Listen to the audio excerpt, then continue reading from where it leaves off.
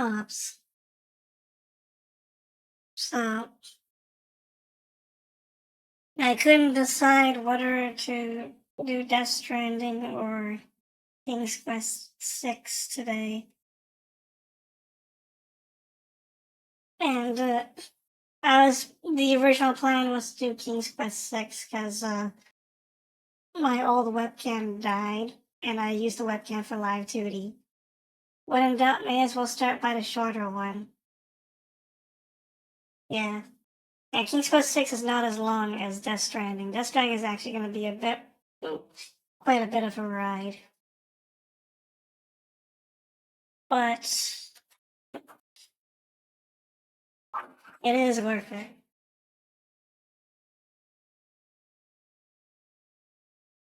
So then, yeah, we're gonna do King's Quest 6. And King's Quest 6 is actually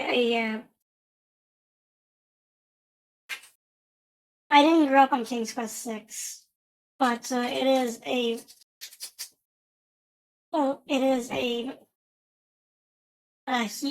huge improvement over 5. Like, yeah, it's at face value, it looks like the main character is a little more annoying, but actually he's okay. And the puzzles are a lot less bullshit. You'll see. Like it's still obtuse at times, but not as bad as King's Quest 5. But and also you can still die in variants. But there are less cheat deaths.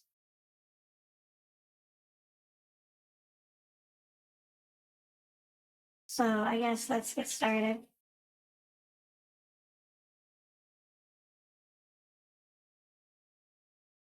Yeah. Well, actually, before I do that, I need to back up all my saves for. I got to do this before.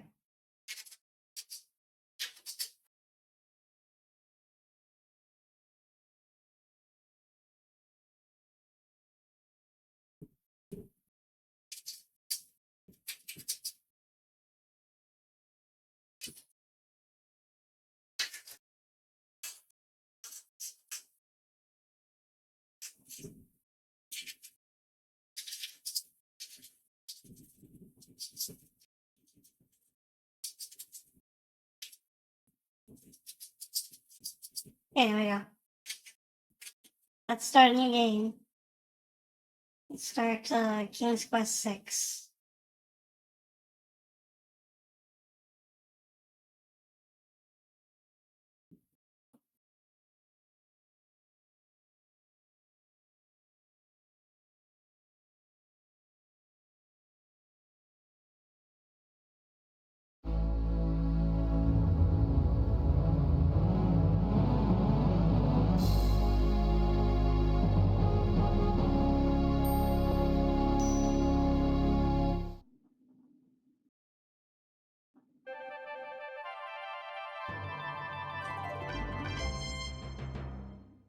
That music might be a little quiet.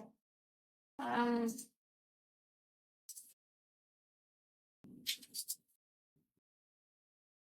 well, I mean, I can fix that, but let's play the opening. It doesn't use the MIDI device. Long ago, in the castle of a kingdom called Daventry,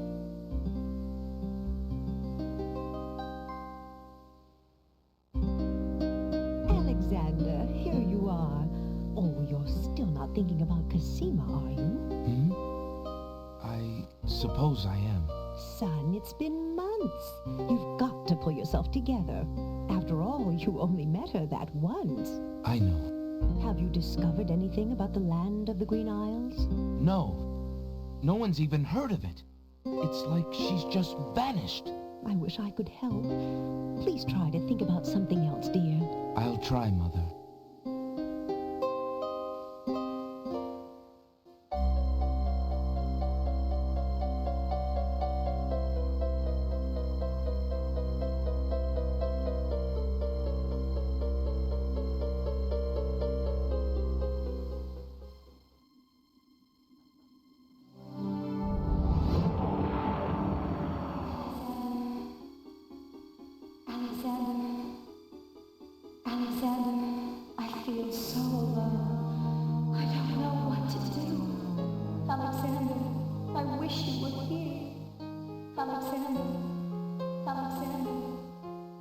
Cosima!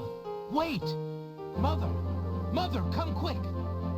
Alexander, what on earth? You're white as a ghost. Mother, I saw Cosima. She was in the mirror. In the mirror? The magic mirror? Yes! And it showed me how to find her. How? The stars! I saw the stars outside her window. I can navigate by the stars. Oh, Alexander, if you really go... It will be all right, Mother. I promise.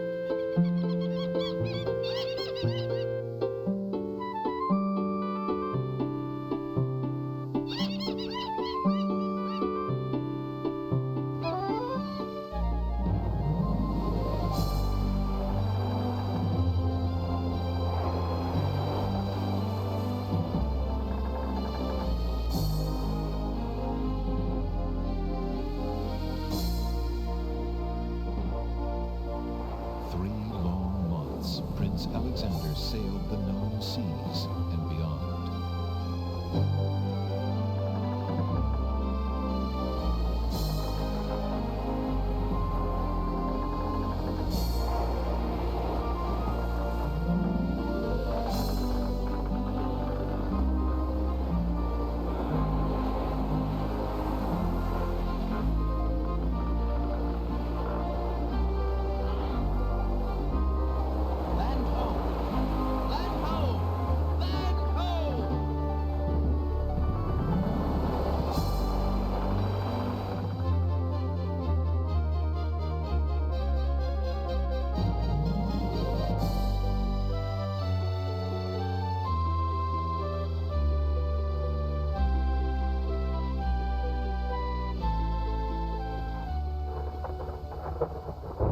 As the ship nears the shore, day turns to night and the sea turns violent.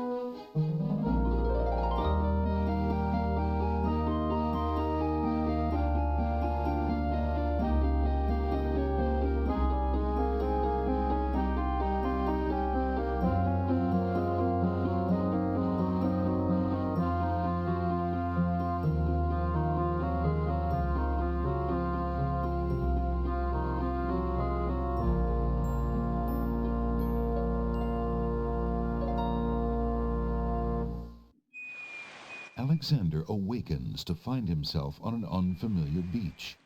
For a moment, he is too dazed to remember how he got here. Then, he does remember. The shipwreck, the sea. Just as he had seen his men safely into the lifeboats, a gigantic wave picked him up and tossed him overboard into the churning sea. That was the last he'd seen of his crew. Debris from the shipwreck is scattered along the shore, but of the lifeboats and his men, there is thankfully no trace. He can only hope and pray that the lifeboats survived the currents, and that his men made their way safely back to Devontree. Don't mind the text scaling, by the way. It's just a problem with the Windows version of the Windows 95 the Windows or the Windows 3.1 version of the game. Or just the Windows version, I mean. Well, so this is the very first screen of the game. Also, yeah, it's a classic way to start an adventure, and it's gloriously retro. This is the very first screen of the game, and actually, yeah, it's just. The ocean is not as calm as it appears. Underwater currents tug at Alexander's legs. The underwater tow is amazingly strong here. It pulls ferociously at Alexander's legs. Before Alexander can retreat, the current grabs his legs. The shifting sand vanishes from beneath his feet. Against his best efforts, he is dragged out to sea. The currents around the island pull Alexander under. As Alexander struggles to the surface for the third and last time, he finds himself wishing he'd paid more attention to the warning signs of an undertow.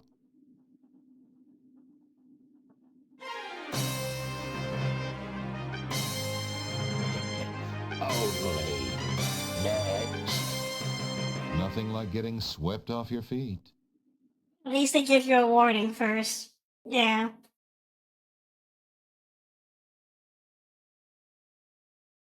Let's. Alright. So just send us all the way back to the beginning. Well, let's skip the opening then. Just start here.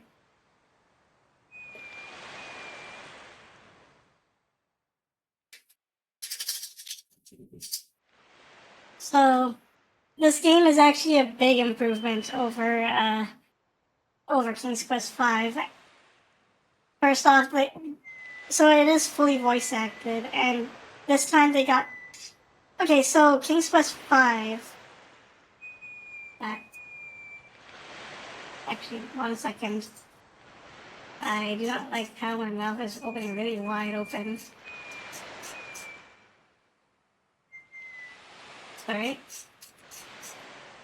I thought I fixed this before we started.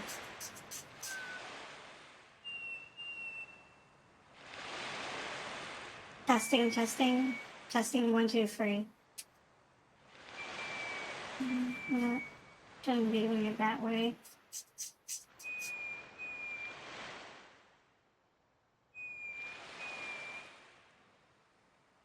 Testing 1, 2, 3. Yeah, let's do it this way, I guess. Okay, so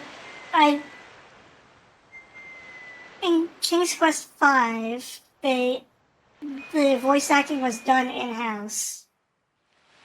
But this time they hired professional voice actors.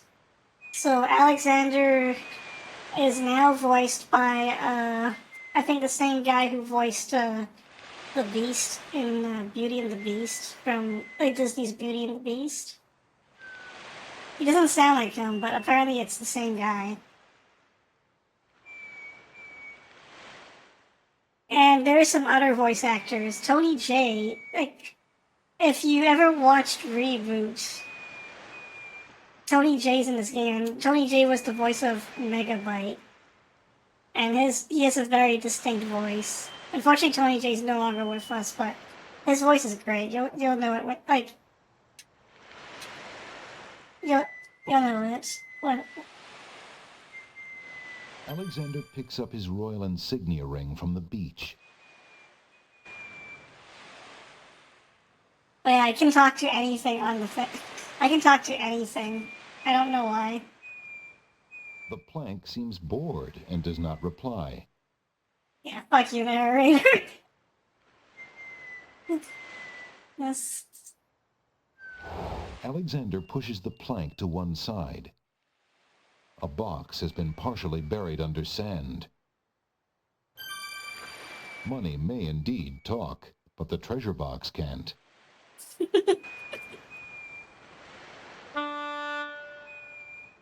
I don't know what's up with it. I don't know why it's doing those weird noises, by the way.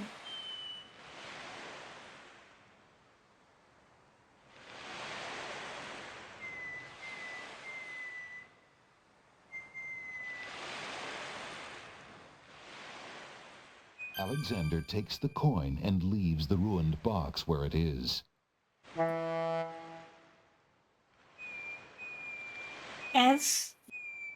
It wasn't making these noises before. Oh.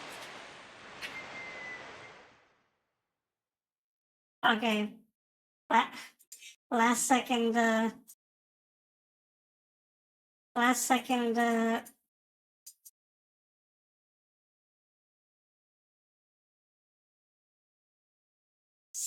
last second fixing.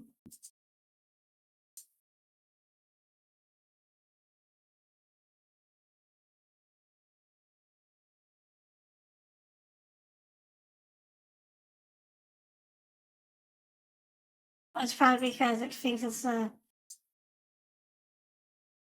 anti-32 device.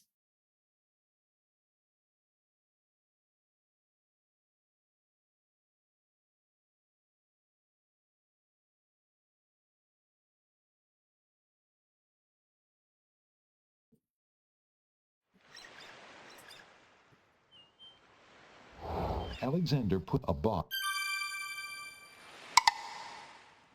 There we go. Now it sounds correct.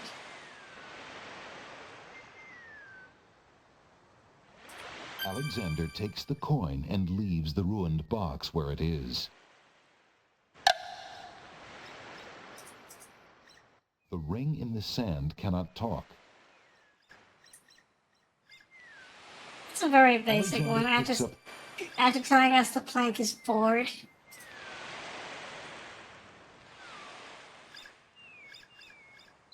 Alexander moves much faster than Graham.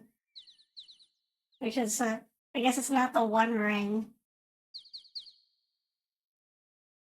Alexander moves much faster than Graham, which makes getting to places a lot less tedious.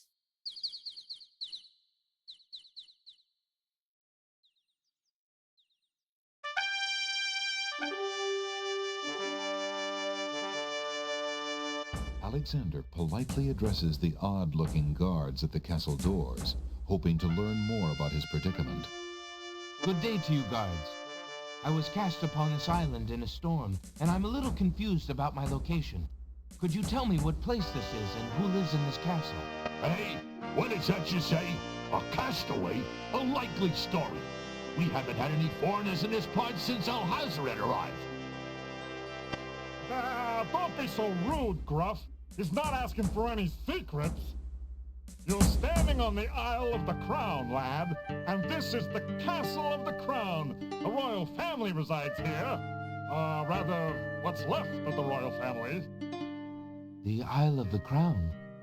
But tell me, am I anywhere near the land of the Green Isles? This is the land of the Green Isles. The Isle of the Crown is the main island, foolish boy.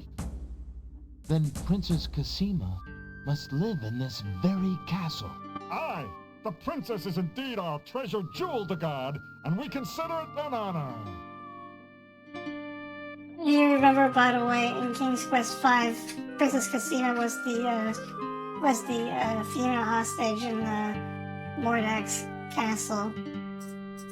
Two guards take their stance in front of the castle doors. They look quite fierce and have the stiff, blank expression of soldiers on formal duty.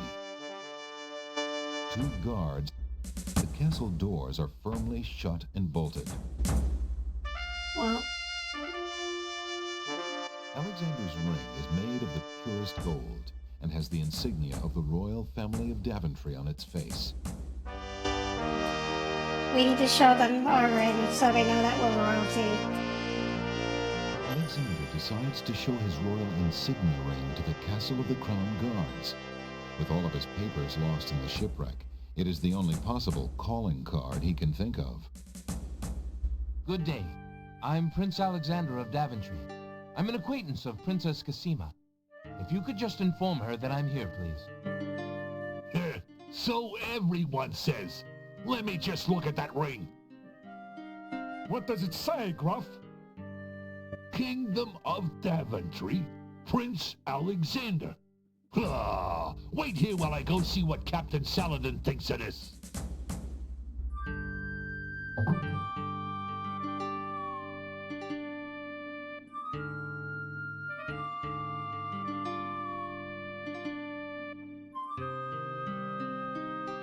The guard returns a moment later with a majestic-looking creature.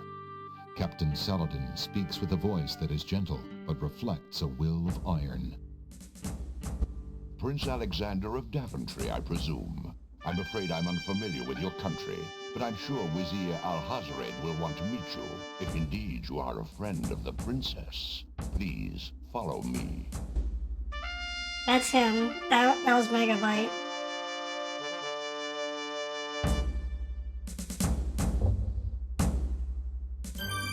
Lord Al-Hazred, a visitor to see you. Prince Alexander of Daventry. What is it that you seek, Prince Alexander? Pardon the intrusion, my lord, but I came to see Princess Cassima. Some months ago, my father, King Graham, saved my family and I from imprisonment under an evil wizard named Mordak. The same wizard that kidnapped the princess? Exactly. When my father rescued us, he also liberated Cassima and sent her home. Then your father has my gratitude, and that of the entire kingdom. But I'm afraid I still fail to see the purpose of your visit. Well, I came to make sure that Cassima arrived safely and to pay my respects. Before we parted, she gave me an invitation to visit. I have no doubt she did exactly that at the time, Prince Alexander. However, things have greatly changed for Cassima since her ordeal in Mordak's castle. Cassima's parents both became ill and died while she was gone. Cassima is sequestered in mourning for them as befits a princess. She is not receiving visitors of any kind. Even if she were, I do not think your visit would be appropriate. You see, it is time for Cassima to take her responsibilities seriously. With her parents gone, she no longer has the luxury to be a carefree maiden. As was her parents' wish, Cassima and I are to be wed. We shall rule the kingdom together. I assure you, our marriage is all Cassima wants now. As a prince and a gentleman, it would be best that you leave before there is any further embarrassment. I see. I suppose that I was mistaken. I thought for certain that Cassima... Well, I apologize. A young man sees what he wishes to see. I'm sorry you've wasted your time traveling to the land of the Green Isles. May your journey home be swift. Perhaps I will take the opportunity to look around your fair land while I'm here. I would advise against that. The kingdom is rather, shall we say, inhospitable these days. But it is your neck. You may risk it if you please. Captain Saladin will escort you from the castle. Good day.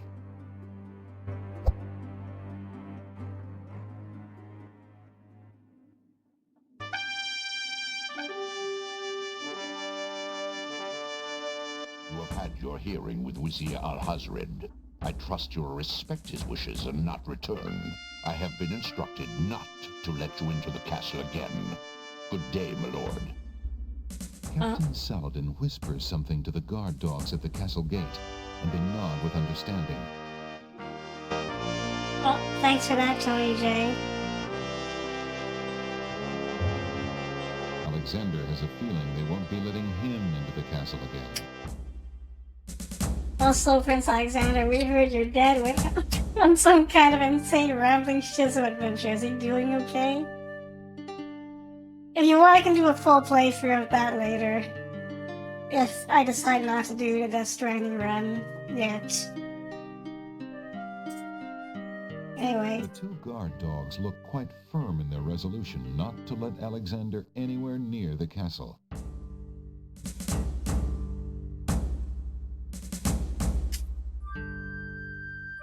So, see how many 8 points. So we're aiming for maximum score. So coming to this castle was not okay. So unlike King's Quest V, not everything is mandatory, but you'll lose out on story and points. So we didn't have to come to the castle. But the game's not asshole-ish enough to say if you didn't come to the castle right now, then it kills you later. It's not that stupid. Fortunately, that's a big improvement over King's Quest V. Oh shit! Nope, I accidentally resized my screen. Okay. Sorry, I gotta fix something. I did something I shouldn't have done. And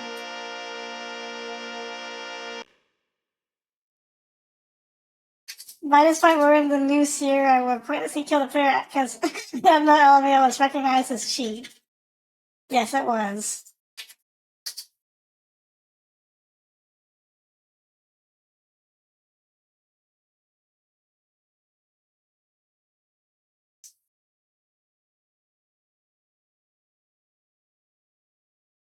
Let's start Scumby again. And this time, it still has that weird black, is it still there? Yes, it is. I should have, don't fiddle with, I need to remember to actually, like, not touch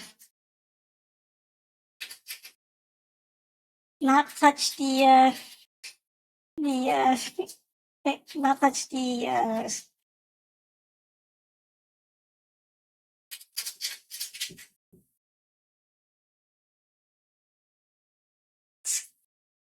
resize bars when playing.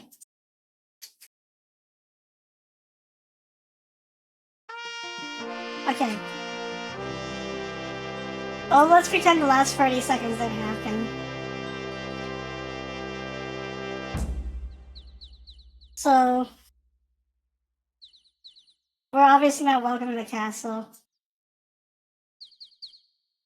Rocks abound on this lush volcanic isle. To the left, a small village seems to invite the weary traveler. Alexander is standing at a crossroads. To the left, he can see a village. To the right, a castle.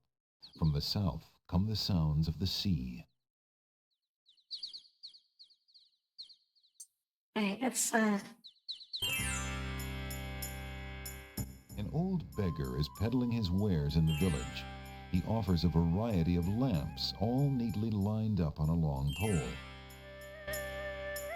Good day, peddler. Good day, sir. If you would like to get one of my fine new lamps, I'll need an old lamp in trade.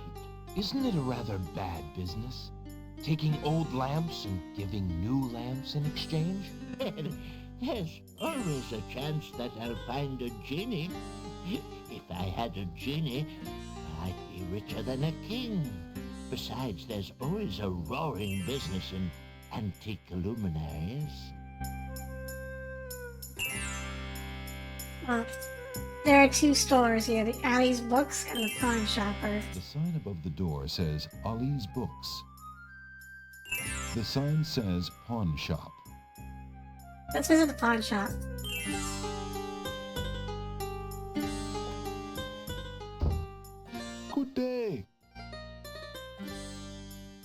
Good day, merchant.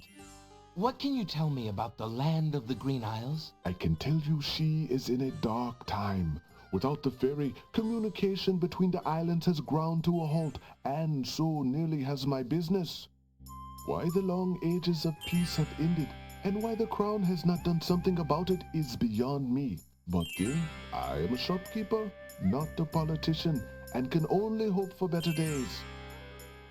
How bide you, good merchant? Quite well, though a purchase would not hurt me any.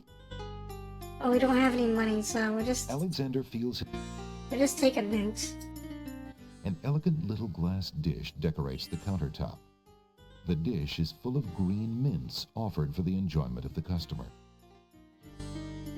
The dusty shop. Alexander takes a mint.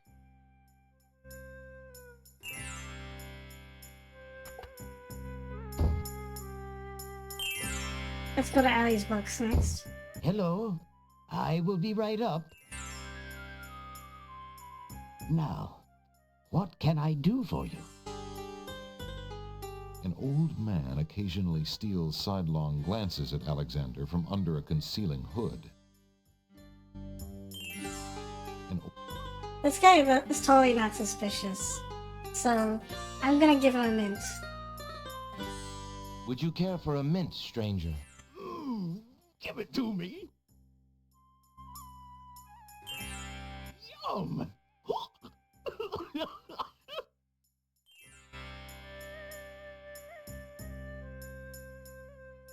Odd. The old man sways momentarily, but seems to quickly recover. That must be some strong mint. Has indeed a very strong mint. Anyway. The bookshop owner is a thin, middle-aged man. His intelligent eyes are slightly blurry from long nights spent reading by candlelight. Good day, sir. I'm a stranger in this land. What can you tell me about the land of the Green Isles? That is quite a question, young man. Who are you, and what would you have me tell you? My name is Alexander. I know I'm on the Isle of the Crown, but I'd like to know whatever you can tell me about this island, and if there are other islands nearby. You are indeed a stranger. Anxious is the man who knows not the customs of the land beneath his feet. This island is called the Isle of the Crown, because the royal family's castle is here.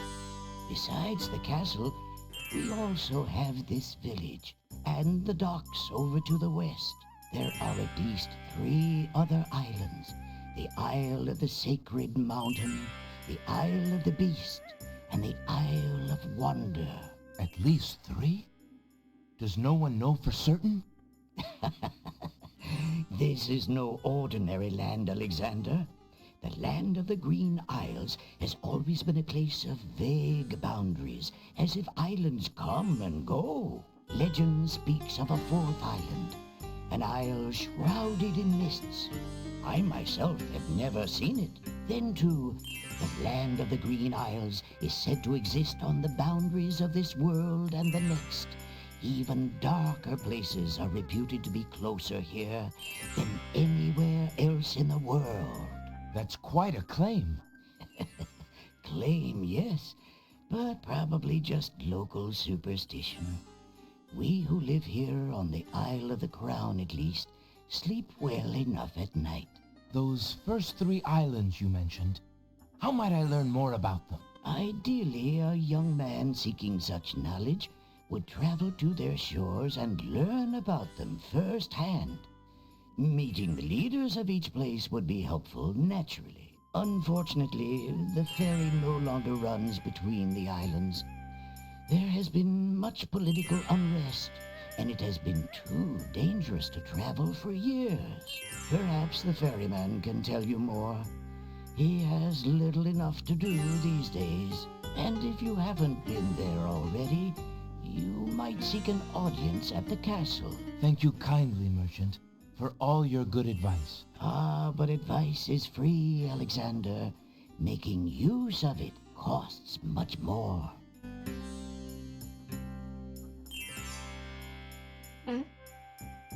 How fare you, merchant? I have been reading too much love poetry lately. It is rather depressing to an old bachelor like me. These shelves hold a collection of oddly titled guidebooks. Alexander notices such books as How to Become King with Little or No Rupees Down, Finding the Right Girl with the Right Dowry, and Why Good Princesses Like Bad Wizards. Volumes of poetry are on display on this bookshelf.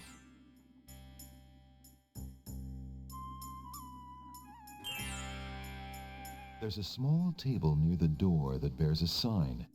The sign has undergone a number of changes. It once read 10 pence, but that was crossed out and replaced with 5 pence, then 1 pence, then free. The sign currently reads, Take one, please. Only one book remains on the table. It looks like the bookshop owner really wants to get rid of that book. Alright, let's take that book. Alexander picks up the book from the small table. Oh, yes, please, take that book. You have my most humble thanks for doing so, good sir. Really? Thanks. Okay, let's read it.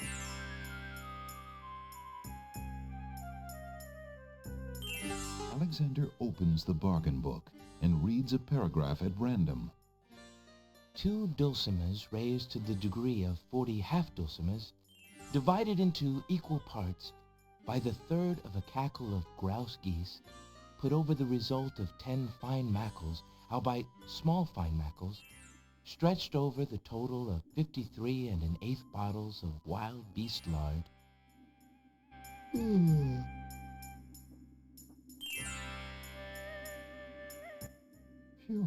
what an incredibly boring book. No wonder the bookshop owner wanted to get rid of it so badly.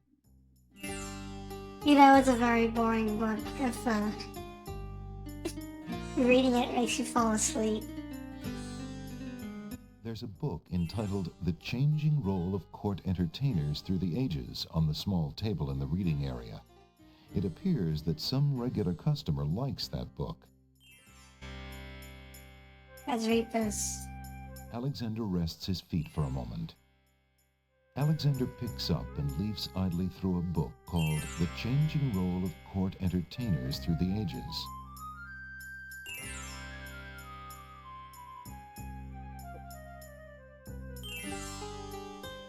Oh, any second now. Well, that was refreshing. Oh. Sometimes it likes to not skip dialogue. Well, let's... Alexander is not interested in those self-help books. Thinking of Cosima, Alexander decides to leaf through one of the volumes of love poetry. He reads, Thy hair, thy lips, thy beauteous face, and all thy studied female grace have won for thee anon a place within this broken breast. Not bad. And another. Upon the shore the lilies bend, untouched by worldly care, where shadow they her earthly bed, oh, that she were not there. Yikes. And another. What was it when I looked at you? What power has chained me through and through, and binds my heart with links so tight I cannot live without the sight of you? What nameless thing has captured me, and made me powerless to flee? What thing is it without a name that brings my mind e'er back the same to thee? The name of love cannot apply. Its commonness does not decry the haunted, hunted, painful cry that my heart makes for you, that e'er my soul eternal makes for you. A little close to home, that one. Alexander returns the love poem book to the shelf. How romantic. Also, A page has fallen from the poem book and now lies on the floor. let's take it. Alexander picks up the fallen page. It's the love poem he particularly liked. It must have fallen out of the poetry book. I see that old volume has lost another page. You may keep it if you like, sir. I have glued the stubborn thing back in place 2 times already. I do rather like it. Thank you, merchant. An antique leather-bound book is displayed on a little stand on the counter. On the elaborate cover is the title, Ye Useful Book of Magic Spells. How much for that book on the counter, merchant? It is a fine book, is it not? I obtained it from the estate of the one and only magician this kingdom has ever had. Proofed himself into an aardvark in the end, or so I heard. I never found the spells all that useful myself, but then I lead a boring life. I tell you what, if you can find another rare book, something a bit more marketable, I might be willing to exchange the spell book for it. Pooped himself into an F of 11. Yeah, that is impressive. Anyway, Alexander let's go get ourselves another mint. Good day. Also, Towering mightily over the other pawn shop curiosities, the stuffed bear makes an ostentatious display. The world-famous talking bear has been sulking ever since his abduction from a small mountain community in California. He refuses to discuss real estate. sure. Alexander takes a mint.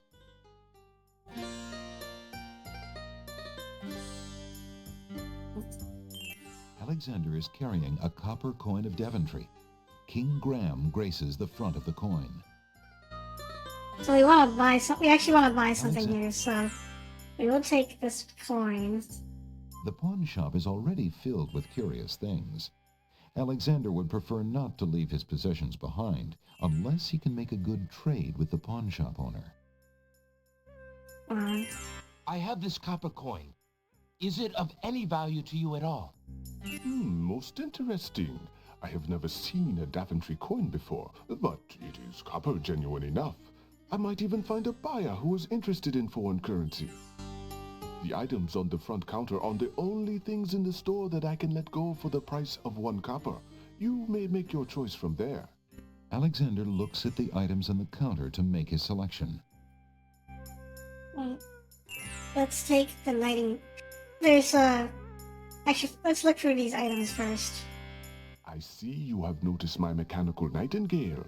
She is made of plain tin, but she sings the sweetest song you can imagine, barely distinguishable from the real thing. The flute is only made of plain wood, but its notes are fine and true. Ah, yes, the painter's brush. It was well used by one of the island's best painters. There's a lot of creativity in that brush, and its bristles are still in good condition. Have you an interest in tinder boxes? This one is only slightly battered. It holds a good supply of flint, a sturdy striking pad, and even a candle in case you find yourself with naught else to hold the flame. Take the nightingale. That mechanical nightingale looks intriguing. I believe I'll take it. Very well. Your coin is well spent. Remember, this is a pawn shop. I am always willing to take back my own goods in trade. I'll remember. Thank you.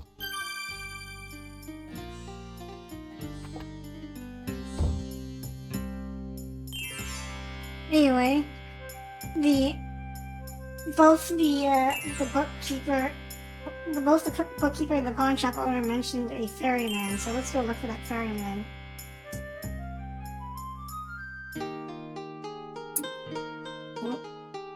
What is this?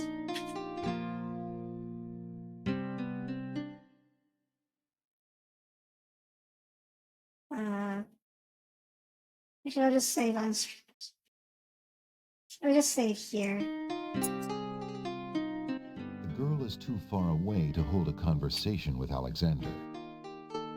You lazy thing! Get back to work and stay away from those roses! I've told you 1,000,000 times, those flowers are too sweet for the likes of you! You've still got to do the breakfast dishes, make lunch, and clean the stables yet this morning! And get your veil back on! No one wants to look at your face! Yes, stepmother. There are rose bushes back by the house, as well as the ones on the fence. Somebody who loves roses must live here.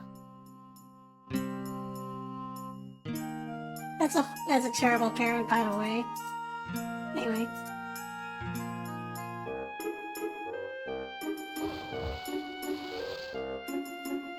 Hey, stranger, come join me. The water is wonderful, and I can show you the way to the next island.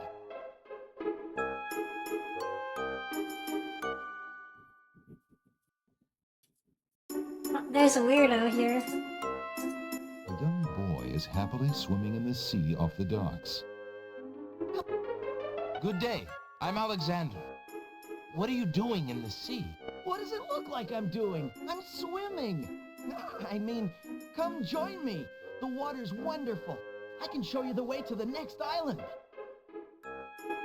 That doesn't sound suspicious at all. Come join me if you're brave enough. What are you waiting for? I said I'd show you how to get to the next island, didn't I? No. Considering the poor condition of the shore, it looks like the easiest way to get into the water is just to jump off the pier. The powerful currents grab Alexander. Struggle as he might, he feels himself being pulled out to sea. Not a very good swimmer, are you? Help me! Sorry, I think not.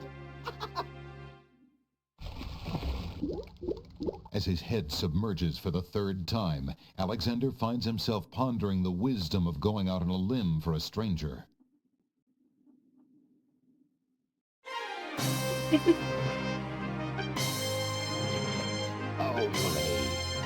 Next. Alexander couldn't handle those currents. That boy must be an unbelievably strong swimmer. Balances was ignored, and the price for it was paid. Yeah, so this weirdo, you might have noticed, he looks a little suspicious. He has like a yellow eye. Keep that in mind. So we actually don't want to talk to him because okay, so it's already a hint that this guy is probably not somebody we want to entertain, because that just leads to our death. So let's just ignore him. We're here for the ferryman, so let's just talk to the ferryman.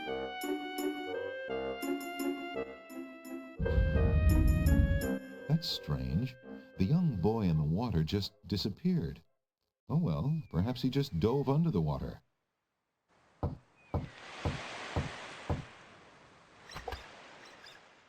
Yeah, what do you want?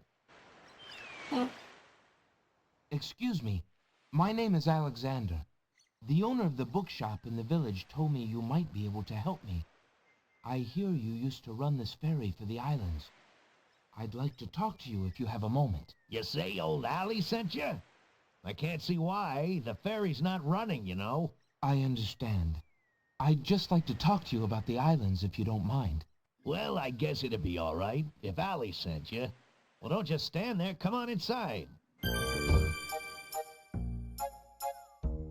What is it you wanted to talk about, young man? The ferryman's bunk looks hard and uncomfortable. No wonder he can be so cranky. Portholes provide fresh sea air and daylight to the boat's small cabin. Several oil lamps are strategically placed around the boat's cabin to eliminate the island's dark nights. There's a rabbit's foot on the table. It seems the ferryman is counting on a little luck. Alexander is sitting inside the ferry's cabin. The place displays the neatness of a seaman and the sparseness of a bachelor. There are few frills and comforts in the rough wooden environment, but the sunlight shines cheerily on the oaken beams, and the portholes admit a pleasant breeze. We're playing King's Quest 6. I'm a visitor to these islands. I'd like to learn what I can about the area. So you said outside. What is it you want to know? Well, for one thing, why has the island's only ferry been dry docked? Huh. It just ain't safe to sail these days. What with the islands feuding and all. Wazir Al-Hazred ordered the ferry closed till things settled down. Me, I don't think she'll ever see water again. But why are the islands feuding? You got me. Something about stolen property or some such thing. 'Tis a real shame. Things used to be so friendly. Then this unrest is recent. A few years is all, but it's been long enough. Perhaps if the ferry were repaired. This old thing? This ferry's been out of water so long she's no longer even seaworthy. Her boards have dry rot. She'd fall apart at the first taste of seawater. But there must be some way to get off this island. There's only one other way to travel that I know of. A magic map. The owner of the pawn shop can tell you more about that than I can, Alexander. Tell me more about the ferry. I remember when I used to ferry Queen Ilaria and Princess Cosima themselves. There was no thought of danger back then. They used to go visiting to care for the needy and to keep up the friendly relations between the islands. I remember their last trip. Things had started getting nasty by then, and when they came back aboard, I gathered that the Queen and the Princess had been received a bit coldly. Princess Cosima was such a pretty thing, and she was terribly upset. But who could be spreading these lies, she asked the Queen, but the Queen had no answer. What do you do now that the ferry no longer operates? Me? I'm out of a job. The job my ancestors have held for generations. I'm the only one trained to avoid the reef and the rocks. But that knowledge does me no good now. Is there no other boat on the island? One that might be more seaworthy? Boats don't last long on these shoals, as you may have found out if you got here by ship. You can be quite sure that this old ferry is, or was, the only craft on the island. Tell me more about Princess Cosima. Ah, such a beautiful child, and so pure of heart. Why, a contrary thought has never crossed her mind. Her mother was the same. The king and queen, they served the islands, not the other way around. Always thinking about the people. Ah, they are sorely missed. What else can you tell me about the land? Let's see. The Isle of Wonder's a lovely spot. A bit crazy, mind you.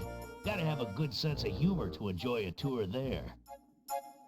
What else can you tell me about the land? The Isle of the Beast is pretty, but unfortunately, you can't get very far onto the island. What else can you tell me about the land? The inhabitants of the Isle of the Sacred Mountain are the most gorgeous creatures you'll ever see. If you ever get to see them, that is. What else can you tell me about the land? The Castle of the Crown sure is a beauty. She's the finest palace ever built, I'll warrant. What else can you tell me about the land? Some say that the land of the Green Isles is near the edge of the world, and that the deadly currents are a result of a magnetism that sucks life from this world to the next. Of course, that's just silly talk. What else can you tell me about the land? Let's see. The Isle of Wonder's a lovely spot. A bit crazy, mind you. Gotta have a good sense of humor to enjoy a tour there. I think at this point he just loops. What else can you tell me about the land? The Isle of the Beast is pretty, but unfortunately, you can't get very far onto the island. What else can you tell me about the land? The inhabitants of the Isle of the Sacred Mountain are the most gorgeous creatures you'll ever see. If you ever get to see them, that is. What else can you tell me about the land? The Castle of the... Yeah, he's just looping now. Let's talk to He this. seems to be the only one in the cabin to address. Let's take his rabbit's foot.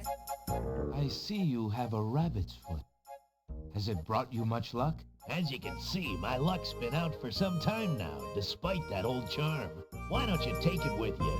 Perhaps giving the darn thing away will bring me good fortune at last. Perhaps it will at that. Thank you. Alright, that's all we actually get here, so. Well, I think I'll be going now. Thanks for allowing me into your home. Posh, not at all. It breaks the boredom, if you know what I mean.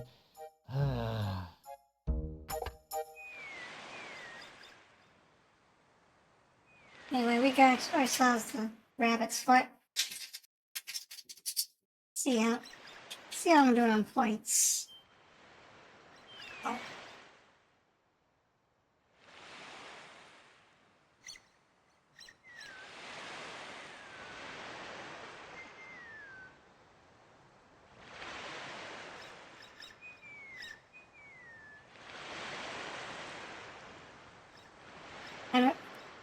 It's not synced correctly, but I'll just keep going.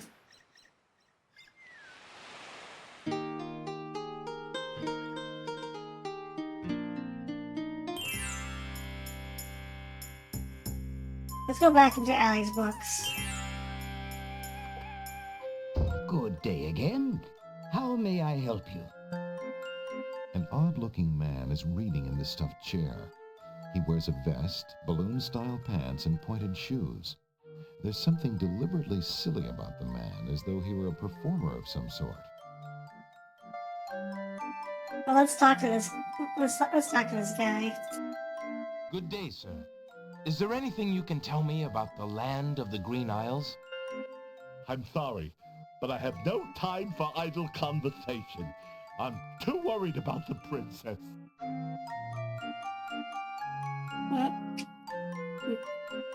Well, let's show him. Maybe we show him who we are. Show him our ring. Maybe he'll talk to us. Determined to learn more about the strange man's relationship with the princess, Alexander shows the man his insignia ring and formally introduces himself. I'm sorry to insist, but my name is Alexander of Daventry, and... I appreciate the offer of the ring, Alexander, but I'm afraid I'm already spoken. Daventry? Where have I heard of Daventry? Flying flit mice. You must be Prince Alexander. Cassima told me about you when she arrived home. How came you here? Why, by a ship now wrecked upon the sand. But you know Cassima? She truly spoke of me? Yes, I saw her briefly when she first returned home. She mentioned a prince to me, the Prince Alexander of Daventry. I'm afraid that was before she was told about her parents' deaths. You see, she arrived home a few weeks too late. The king and queen thought they'd never see her again. It is said they died of heartbreak. I'm afraid she's blamed herself. What a terrible homecoming. If we had only known. Terrible indeed, poor thing. Everyone in the kingdom seems to despair with her these days. The streets are silent. Where is she now? The princess is sequestered in mourning. It's a rather dated tradition, and not required, but the Wazir says she insisted out of respect. I see. You've yet to say who you are, and how you know the princess. I? Oh, pardon me. My name is Jalo. I am clown to the royal court, and have been since the marriage of Cassima's parents, King Caliphon and Queen Alaria. Oh, those were the happy days. The pair of them were so full of joy and life, so in love. And Cassima's birth. It would be hard to explain how long they had waited, how they had hoped for a child. I mean, she was such a charming little thing, smart as a whip, kind and sweet. Oh, she means everything to this kingdom, Alexander, and to me. I'm so terribly worried about her. About her grief over her parents, you mean? Well, the truth is, I do not trust the Wazir or his plans for Cassima. I'm still living at the Castle of the Crown as court clown, his clown. But it is more to keep my ear to the ground than out of loyalty. I wish I knew what the princess thinks these days. If only I could find Sing Sing, Cassima's pet nightingale. I might be able to send the princess a message. As it is, I must wait for the end of her seclusion. Now I'm afraid I must hurry back to the castle. I'll try to return to the bookshop again later. Thank you for speaking with me, Jalo. I hope we meet again soon.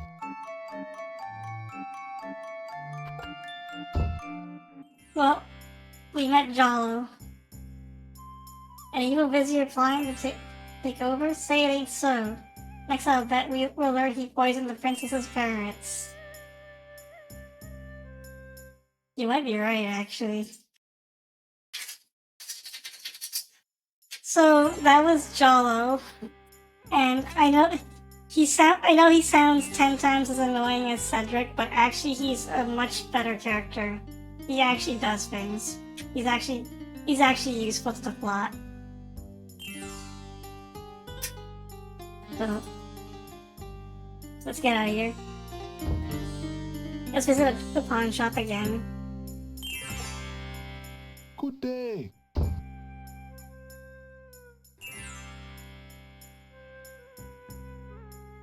Oh, it's that old man again. For no apparent reason, Alexander's flesh crawls at the mere thought of touching the old man.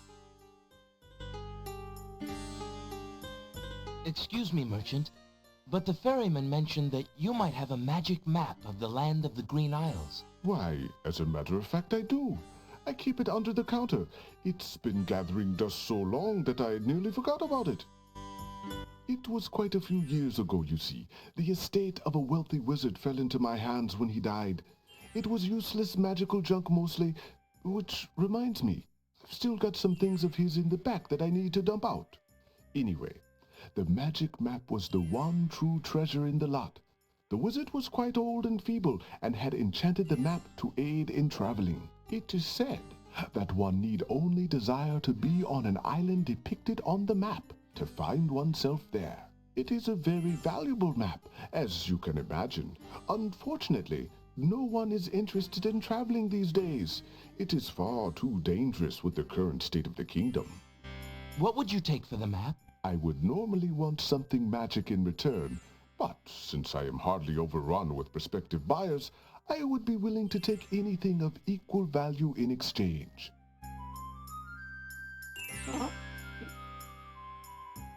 What do we have that is valuable here? Alexander has a love poem from a book in the bookshop. Not this. And not this boring book. Not this mint. We just bought the main gift from the pawn shop, so we know that's not worth much. The rabbit's foot is not worth much.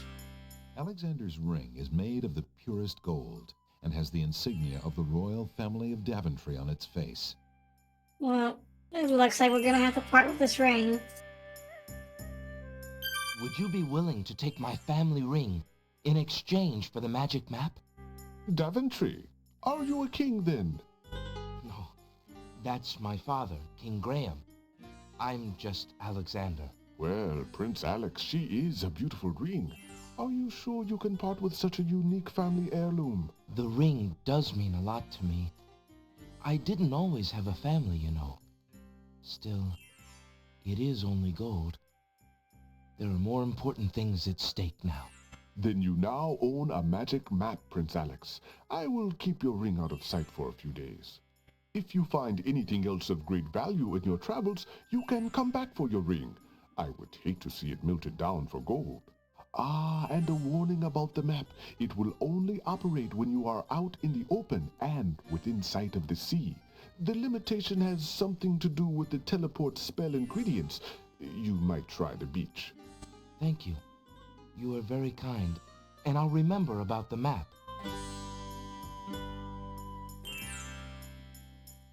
Suddenly, the old man in the concealing cloak sneaks past Alexander, and with a sneaky dart of his hand, steals a mint from the candy jar. The old man stuffs the mint into his mouth and wobbles unsteadily out of the pawn shop.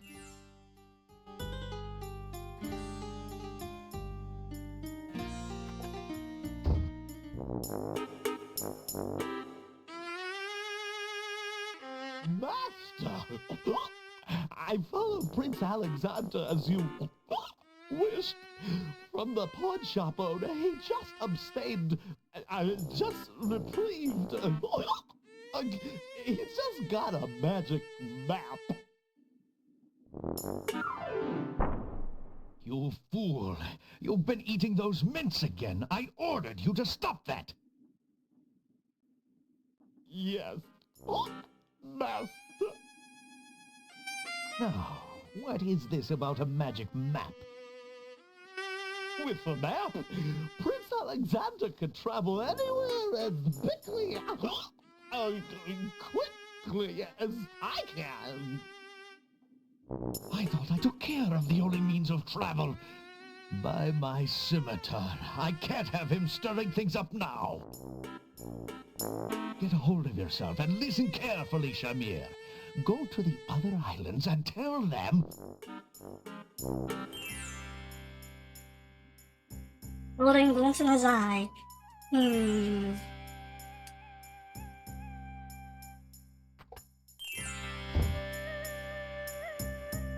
Well, we're gonna have to come back to the pawn shop in a second.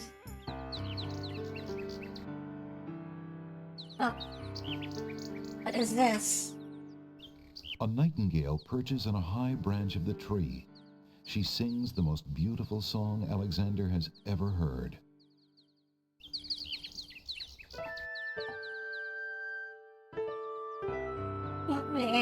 Hello, Nightingale.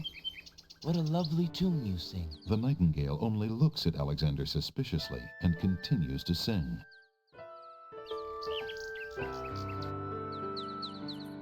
The mechanical nightingale is made of tin painted dreary shades of brown to match the coloring of a real nightingale. A small key emerges from its back. Well, Jalo mentioned that Casino has a pet nightingale. I wonder if this is the same one. Let's try to get its attention. Alexander winds the mechanical nightingale and places it on the ground.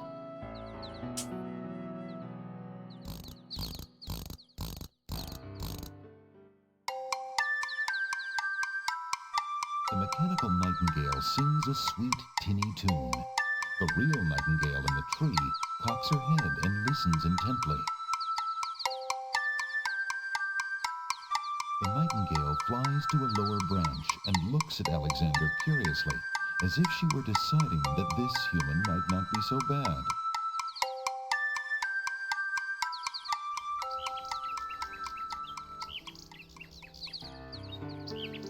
Yeah, let's go back to the village.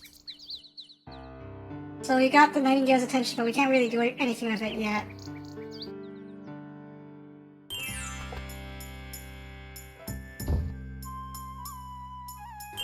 Well, the shopkeeper threw out some junk. Alexander sorts through the odds and ends that the pawn shop owner dumped into the pot. Magic exploding gum wrappers, a shattered crystal ball, a cracked wand, a fake thumb. Near the bottom, Alexander finds a little glass bottle labeled ink. It appears to be empty, but Alexander decides to take it anyway. You never know when a small bottle will come in handy.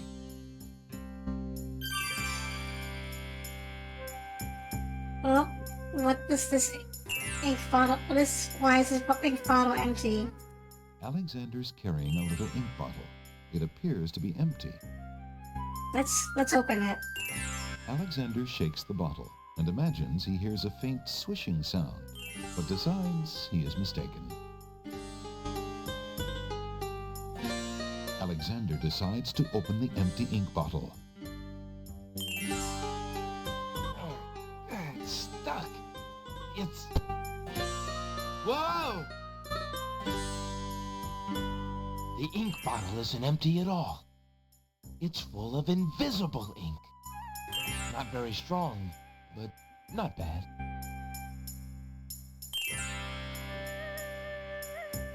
What can we do with invisible ink?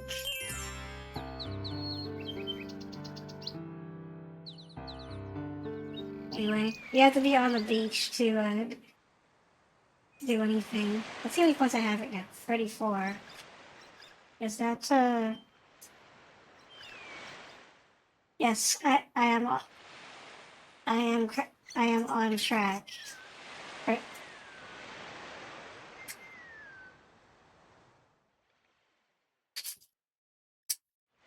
And that can certainly have its uses. So let's use the map. Alexander pulls out his magic map.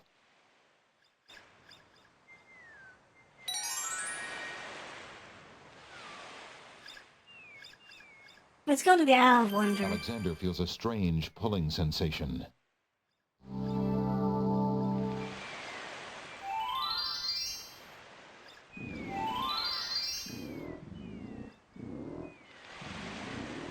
To the north, the island is dense with vegetation.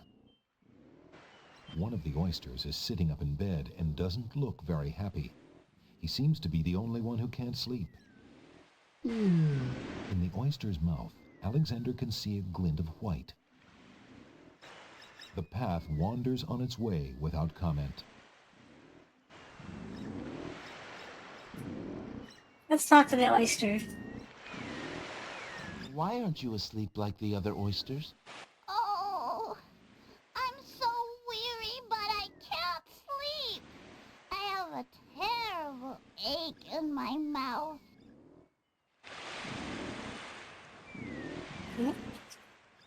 Let's read him a bedtime story. Alexander is carrying a book from the bargain table in the bookshop.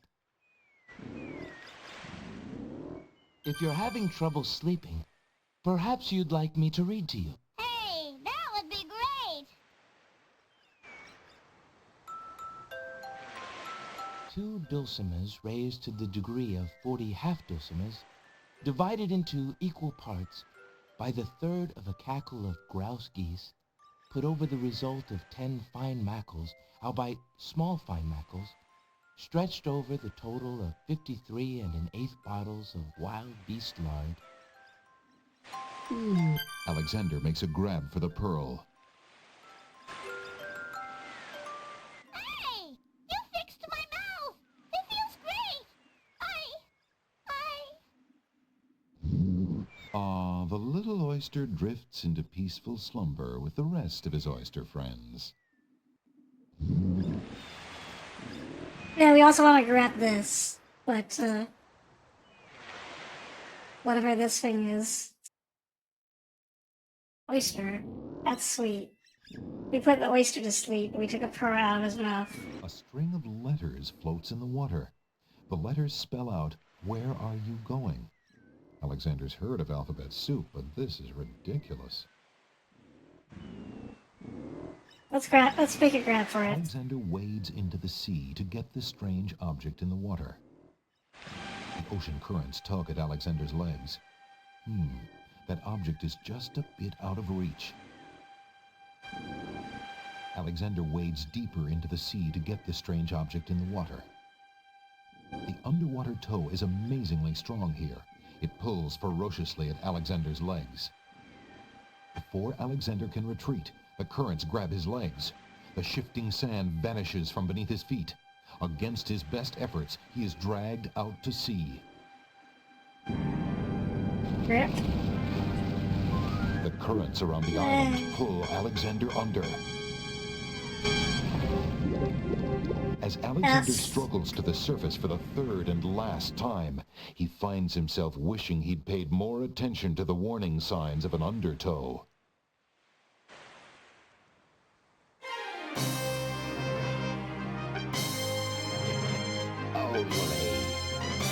Next. Nothing like getting swept off your feet.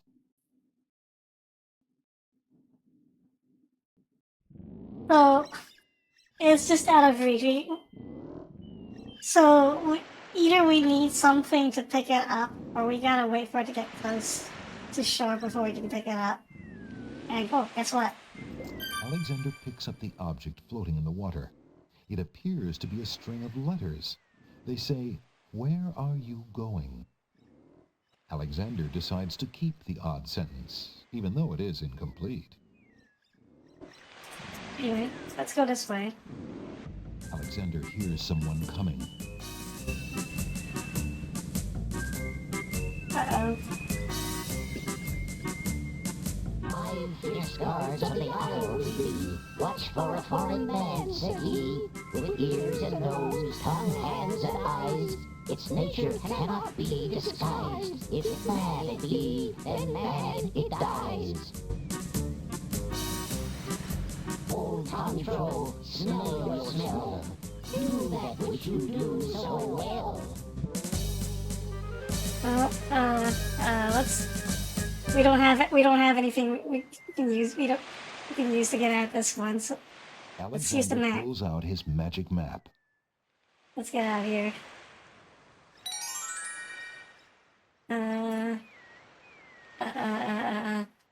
Alexander feels a strange pulling sensation.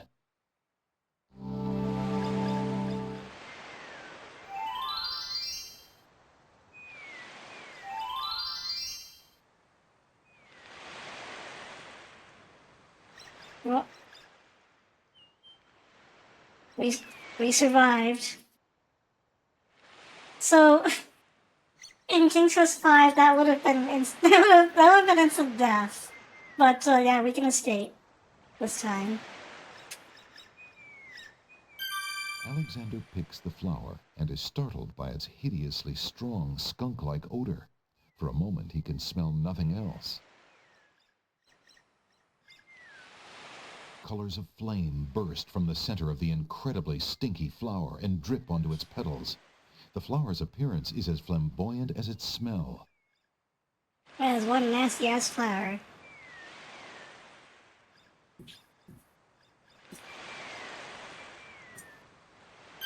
Alexander takes the feather. So let's see what we have here.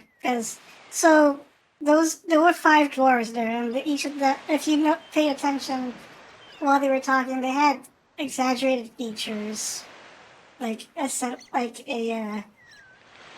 large ears, large eyes, large nose. It's like maybe we need to, and they're trying, because apparently they can't sense a person on their own, so they need to use their exaggerated senses to detect us. So let's see what we have. We have something for smell, this nasty ass flower. We have something for taste. We have something for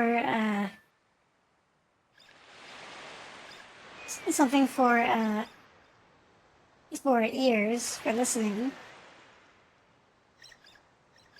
Yes, smell, taste, hearing, touch, and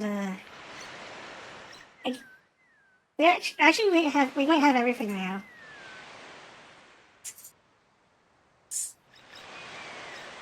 Let's do round 2. Let's do round 2 at the let's do round 2 with those gnomes.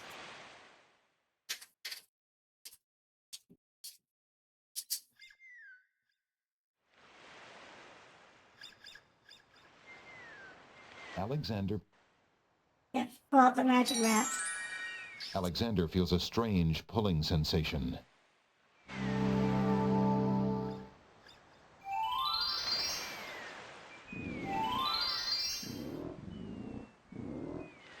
Let's try to go east again.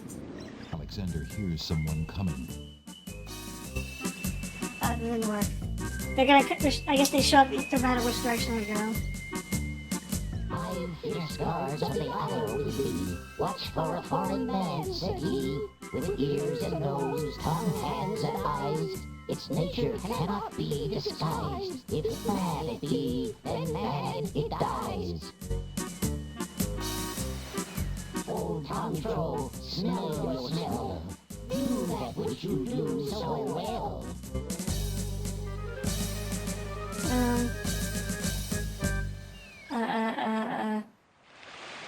Here, have a mint. Alexander holds the item out for the gnome with the stupendous nose. My nose cannot be tricked that way. The smell of man still rules the day. A man so fair knows, into the ways sea he goes.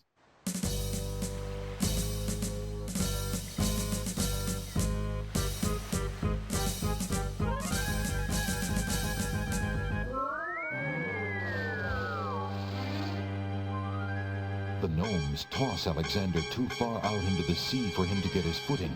The currents drag him under. Goodbye.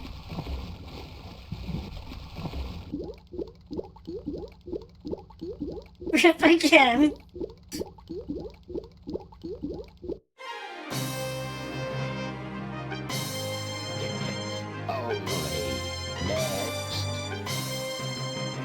Guess those gnomes couldn't reach a consensus. Such a narrator. Alright, let's try it again. But you can see that this puzzle is actually less bullshit because you can get out of it. And you can come back later. Alexander.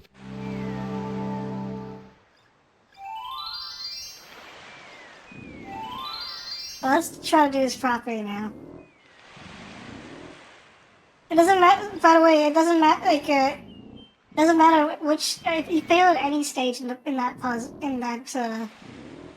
when the gnomes are trying to sense you, it's the same death, no matter what. So we're just gonna skip that. Alexander hears someone coming.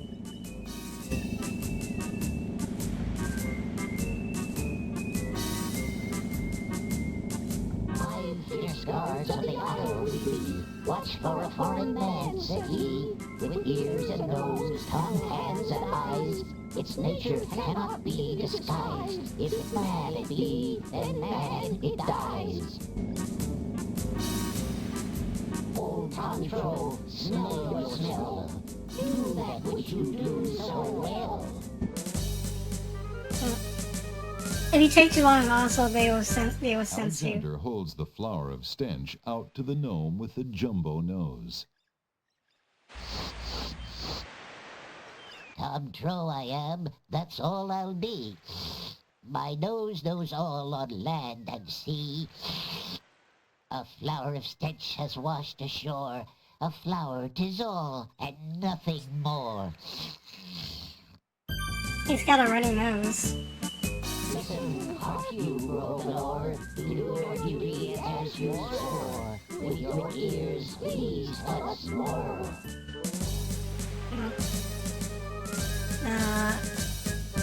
Alexander winds the tin nightingale and plays it for the gnome with the monumental ears.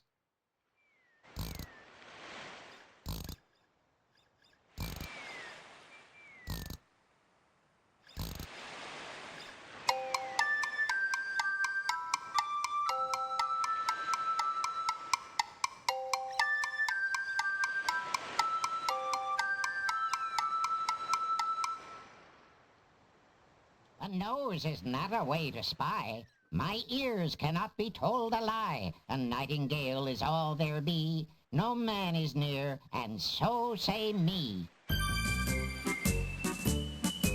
Taste the rump that we might know whether friend or whether foe. Alexander holds the mint out for the gnome with the gigantic mouth. Grumflump knows a tasty treat. It matters not what others bleat. No danger is this one so sweet. Free Gilly, use your hands. Is it beast or is it man? Now you would think the feather might be the correct option. No, it's actually the rabbit's foot. Alexander holds the rabbit foot out for the gnome with the huge hands.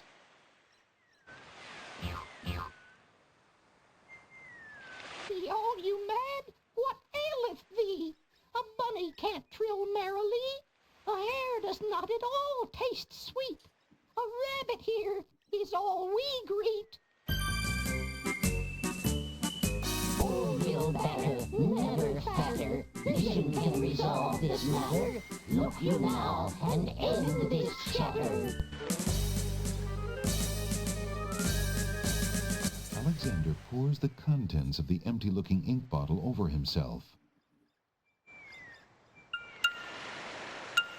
By all that's beauteous, fair, and sightly, 4 morons do I sleep with nightly. There's nothing there at all, I say. Enough of this. Let's now away.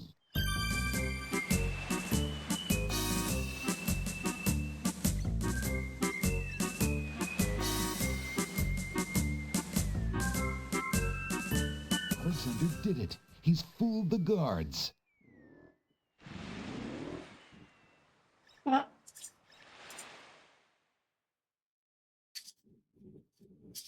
we got past the gnomes.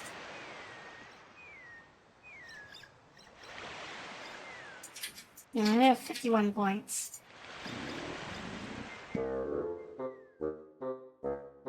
So now we can actually access this place. And there are a bunch of books here. And bees. Buzz around the books as though the pages were laden with the sweetest pollen. Maybe they're spelling bees. Oh my god. Piles of stacked books, looking ready to topple at any moment, have been arranged haphazardly on the sandy ground. Oh no, a black widow spider's web. Alexander feels the tiny pinprick of the spider's bite and the slow burning of her poison.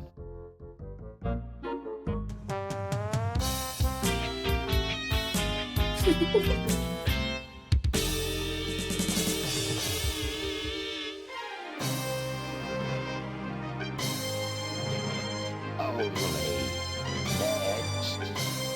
Well, walked right into that one.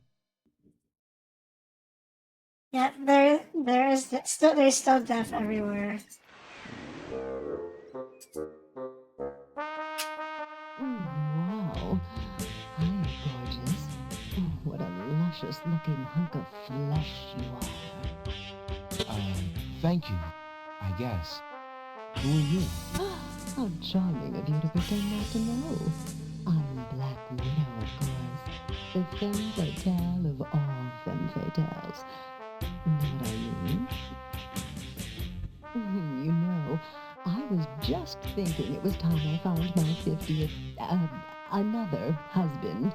It would be quite a horror, an honor to have me as a bride. Just look at my beautiful weaving. It's so light, so delicate. You'll never want to leave my little nest. It is a lovely web, but my heart is elsewhere, I'm afraid. Oh, drat! The loss is yours. I'm sure you'll change your mind once you consider the advantages. Is the game audio, is the movie music allowed in the game audio? Let me know. I just thought, because OBS tells me it's about the same, but that has me kind of worried if you are not. You know, you just find okay. I'll just pretend that OBS is just lying to me. Anyway. That scrap of paper blew into my web from those books over there. The wind just thinks it can deposit anything here. We want the scrap of paper, but if we try to reach for it, we'll get bit again and die again. A thread is hanging from the otherwise tightly woven web. Hey, don't touch that thread! Alexander snatches the scrap of parchment, curious to see what's written on it. Love. The wind blows the scrap of paper from Alexander's hand, but he remembers what it said well enough.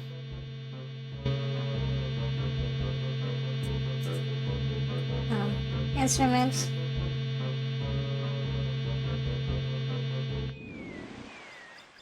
Just reset that.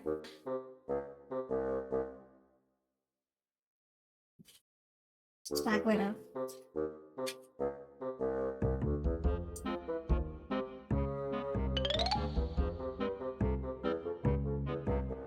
What do you think you're doing? I'm sorry, I didn't realize these books had an owner. I'm in need of a rare book. No owner? All All books have owners, my good man. And this book owner, bookworm to you, wouldn't part with one of his books for anything. Isn't there something I can do for you to pay for the book? Let's see. Do you have an itinerant clause? No. No clauses at all, I'm afraid. As an exception, you always should.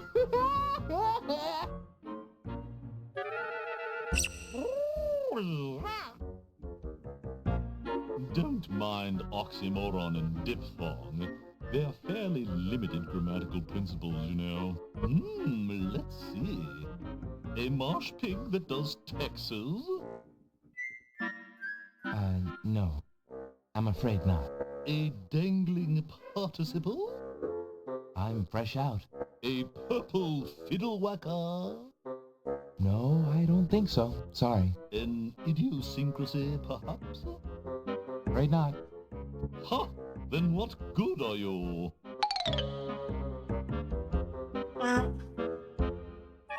We don't... I guess that's all we can do here, I guess. We're gonna have to get him something for that rare book. We don't have to worry about those gnomes anymore, so we can just go proceed forward. Not an easy bargain.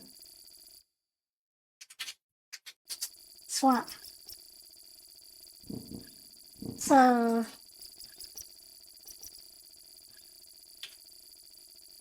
let's go to swamp. That sounds like a good idea. The swampy bog sinks beneath Alexander's weight. He feels himself being sucked slowly but firmly down into the muck. Goodbye. As the marshy water fills Alexander's mouth, he thinks that although he'd always wanted to try a mud bath, this is hardly what he had in mind.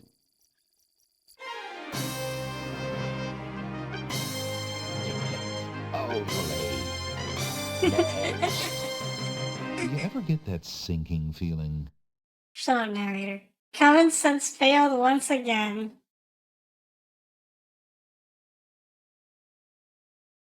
Anyway, but we can't go into the swamp. What is this? Milkweed thrives near the mucky swamp. Small bottles filled with milk grow on it like fruit. Can you imagine milk growing like this? Alexander takes a bottle of milk from the milkweed bush. Apparently, the dogwood tree doesn't like Alexander standing that close.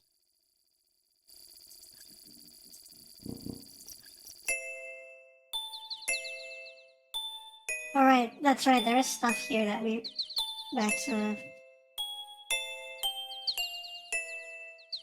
there's stuff here that I want.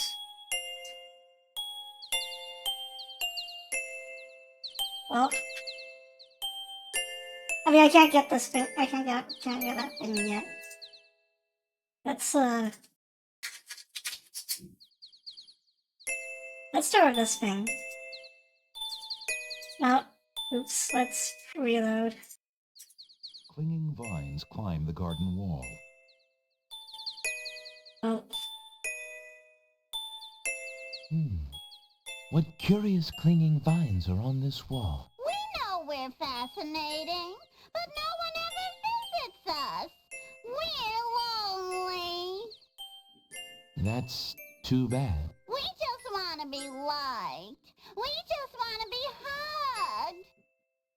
We've been clinging to this wall, but he's gotten boring.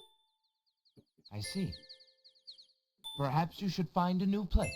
Don't be stupid. We're clinging vines, not particularly mobile. No, I don't suppose so. Well, good luck. Let's climb these vines. Alexander decides to examine the vines on the wall more closely. Come closer. We like you. I, appreciate your enthusiasm. But I'm really not interested.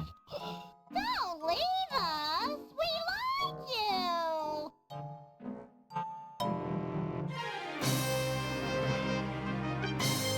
Only next. Just want to be loved by you. Yeah, they're really clingy. Anyway. We don't actually need to climb those vines. Alexander is standing at the edge of a strange land with rolling checkered hills. Two chessboard knights stand before the marble entrance, guarding a path which wanders like a ribbon into the velvety hills. A noble white chess knight stands at the top of the marble stairs. A red chess knight stands at the top of the marble steps. Let's try talking to them. Excuse me, what land lies beyond? What land? Chessboard land, you knave. I see. And is Chessboard Land part of the land of the Green Isles? It is the home of the red and white queens, rulers of the Isle of Wonder, fairest of the islands that owe loyalty to the king of the land of the Green Isles. But perhaps not for long. What do you mean?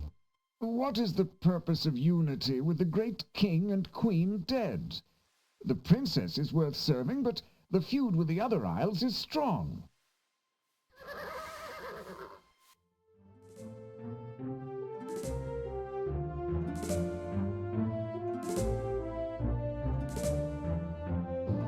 I must insist, Your Highness.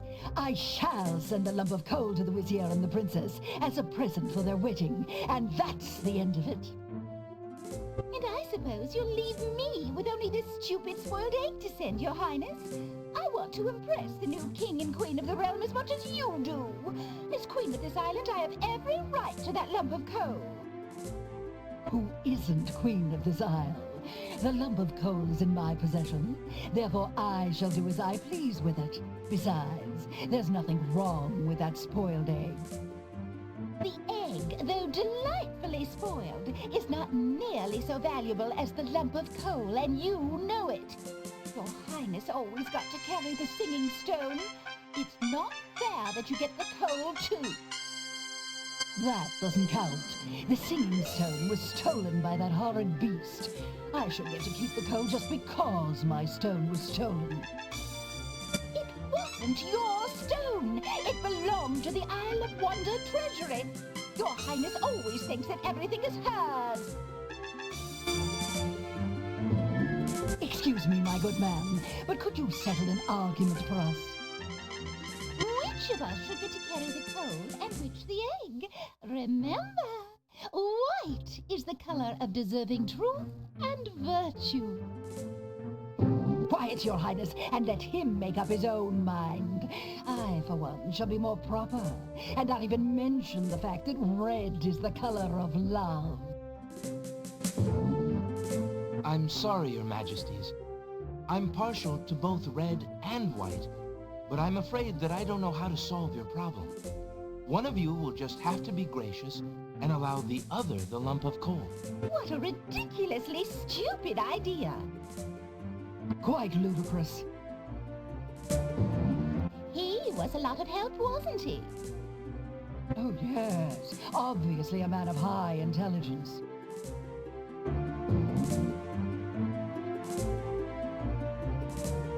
The lump of coal goes much better with my gown anyway. Black and red are imperial colors. That's the silliest thing I ever heard. Red does not go with anything, being much too self-conscious. White is the perfect accompaniment to any color. Why are you so obsessed with sending a lump of coal? Coal is not that valuable. I mean, you know that Santa gave naughty children lumps of coal to keep warm it, but that's not a very valuable. I mean, it's valuable as a source of energy, I guess, but it's not a wedding gift.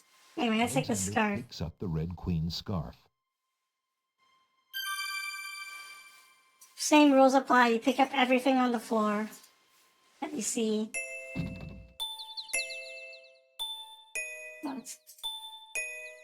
Vines of sweet ripening tomatoes climb up little wooden posts. Alexander takes a close look at the tomato in the ground. It appears to be darker than those on the vines. What are you staring at there, boy? Go away, you rootless thing, you! Yeah. Yep, that tomato is definitely rotten. I get it. Good day, tomato vines. Good morning. Good day, tomato vines. Good morning. How did you manage to fall off the vine, Mr. Tomato? What do you think? I'm old, I'm rotten. Yeah, leave me alone. If you say so. After all, you're just gonna let me sit here and rot on this dry ground like everybody else, aren't you? Why, I don't know. I suppose... Ah, never mind. Just go away. Ah. Hey, what do you think you're doing there? Get your hands off me. Hey! Alexander picks up rotten tomato and puts him away. One never knows when one will need a rotten tomato. Alexander picks a head of iceberg lettuce. Oh yeah, this is iceberg lettuce. Big gads! Is that cold? Is that lettuce growing in the garden? It looks a little chilled. Why, it must be iceberg lettuce. Haha, get it? Iceberg lettuce.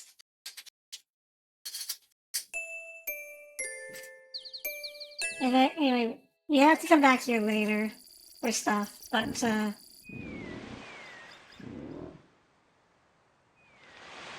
Alexander pulls out his magic map.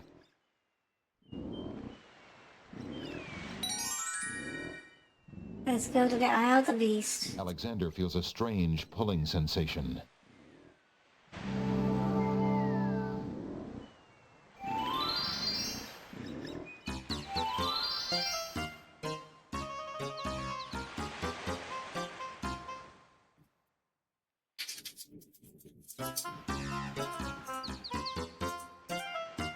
There's an odd little creature dangling from that tree branch. Hello, friend. Aren't you an odd-looking little fellow? I'm not odd-looking. You are. Oh, I'm sorry. I didn't realize you could speak. Speak not. Funny is, speech I am and nothing but. There's an odd little...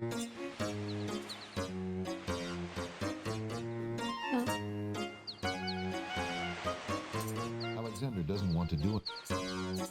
Alexander holds the sentence out to the creature. This sentence seems in need of an ending. Perhaps you could finish it? Where are you going? Where are you going? Know what I do?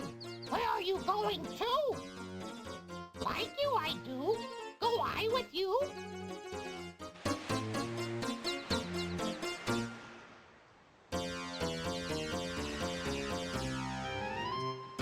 Well, that was certainly interesting. It looks like Alexander now has a passenger.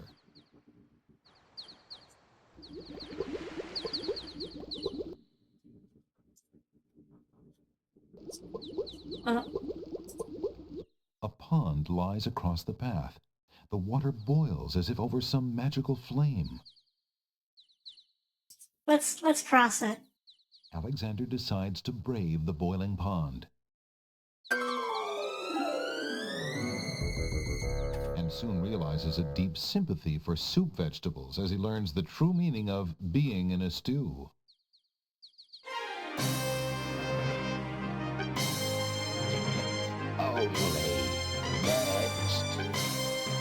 Looks like Alexander's in a bit of a stew.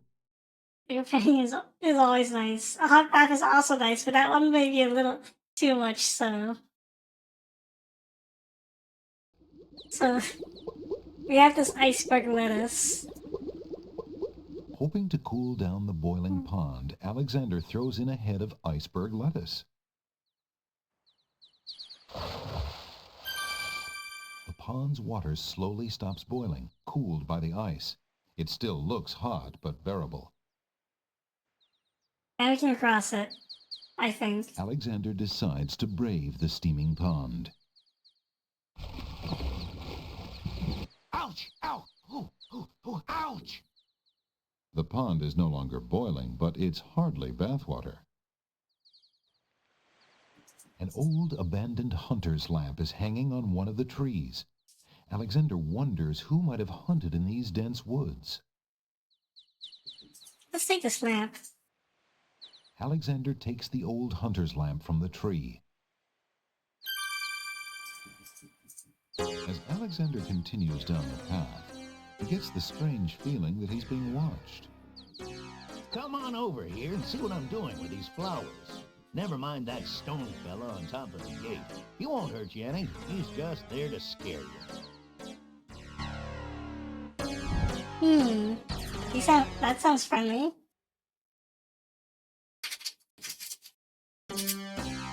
Let's go.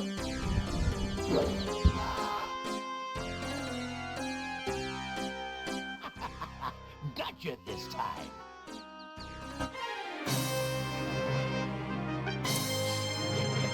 Only next.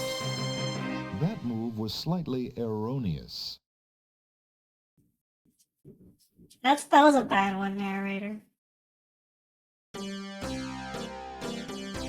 I'm Alexander of Daventry. Who are you? What difference does it make?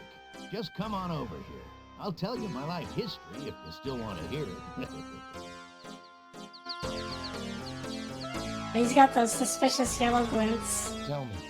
If it's conversation you want, just come on over here. I'll talk your ears off if we can sit down and talk face to face.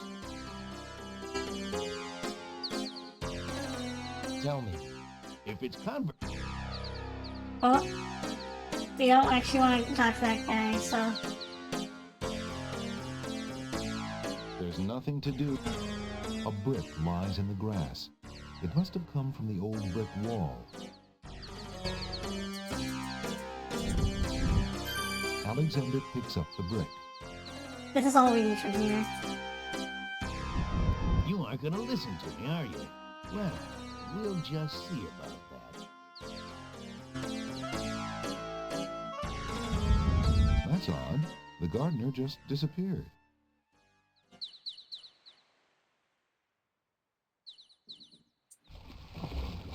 Well, let's get out of here.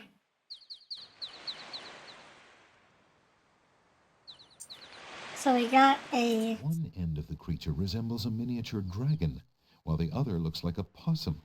What a strange-looking fellow. We got a thing in our pocket. Take me home to. Alexander pulls out his magic map.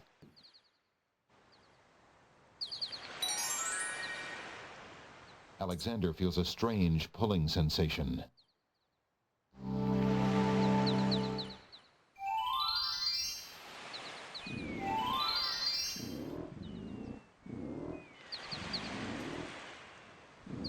Actually, no, before we go here, Alexander... we don't need the nightingale anymore, so... Alexander feels a strange pulling sensation.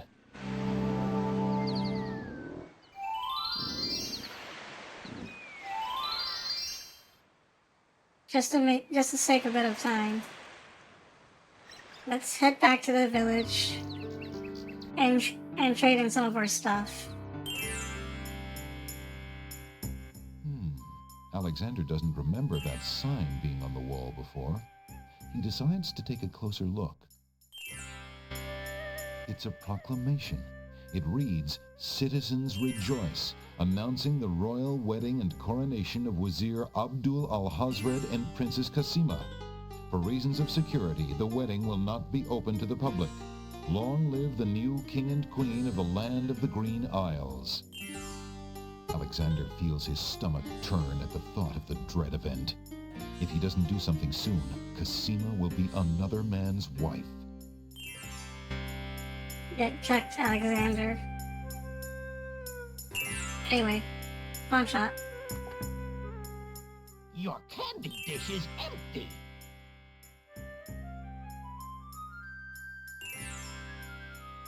I am sorry, sir, but I have no more mints. Somebody has eaten them all. Well, get some more then. I fear that is impossible. Without the ferry, I can no longer get imports from the other islands, and we do not grow mint extract on the Isle of the Crown. Oh, I hate not getting what I want.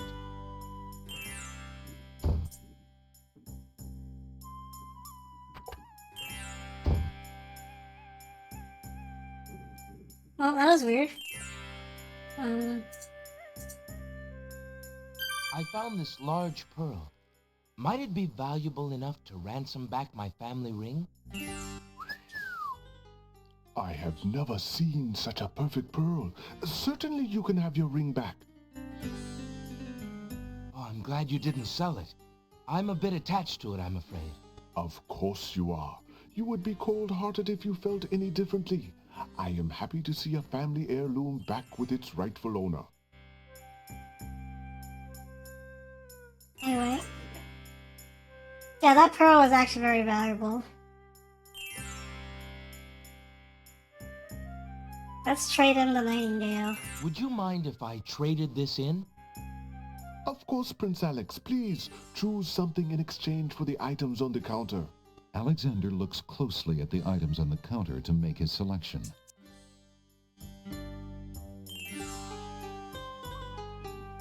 I'll take the flute. The flute? Very good, Prince Alex. May its music always be sweet. Feel free to trade it back at any time. Thank you.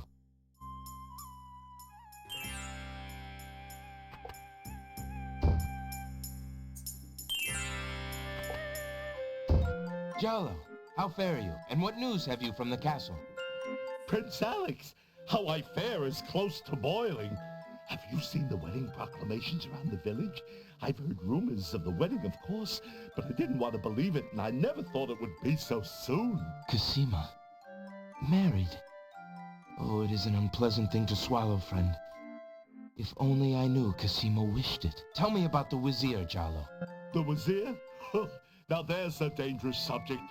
His name is Abdul al-Hazred. He came to the kingdom 15 years ago.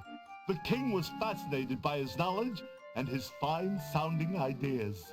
It didn't take long for al-Hazred to convince the king to trust him with the minor problems of daily government.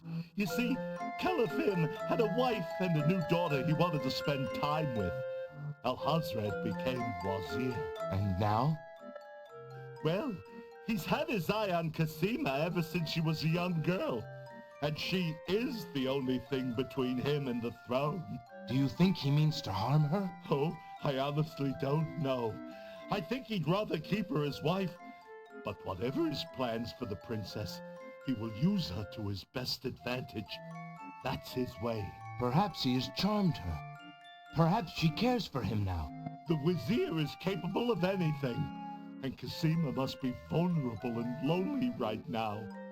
Still, she has always instinctively distrusted him. Cosima has a good head on her shoulders. I'd be surprised if she's truly fallen for his words of love. I must return to the castle, Prince Alex, and you to your wanderings. May we both fare well. Bye, Jalo.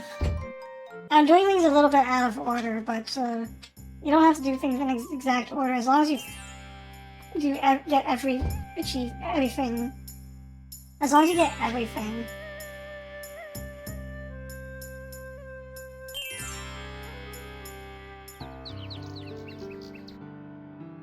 Well, of course, Jalo's still here.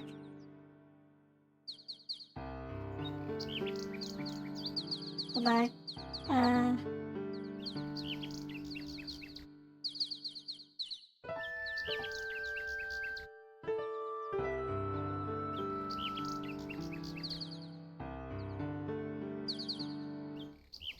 Just in case this messes me up. I'm just gonna give him the...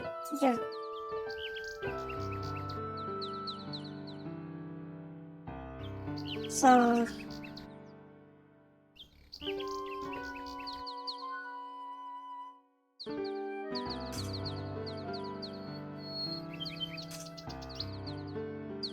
think it's supposed to give the ring first in the poem.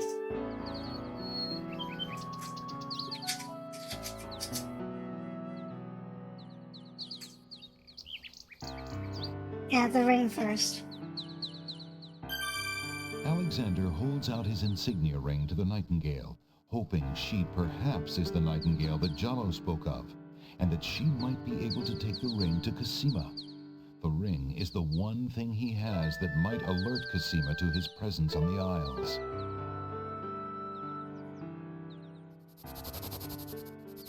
The nightingale swoops down and grabs the ring. She flies off towards the castle, perhaps to Cosima. Sing, sing. What have you got in your mouth, my pretty? A gold ring? Sing, sing. Where did you get this? Realm of Daventry. But this is Alexander's ring. Oh, my soul. He must be here. Sing, sing. I wish you could tell me what you've seen. Is he really here, then, on this very island? Oh, if only I could leave this castle as easily as you. Take this ribbon, Sing Sing. If you know where he is, return it to him. Please be careful, Alexander. It is so dangerous, and yet I could not wish you away.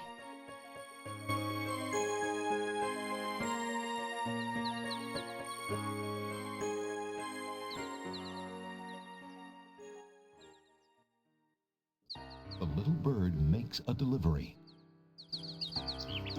The nightingale has dropped a bit of red velvet on the ground.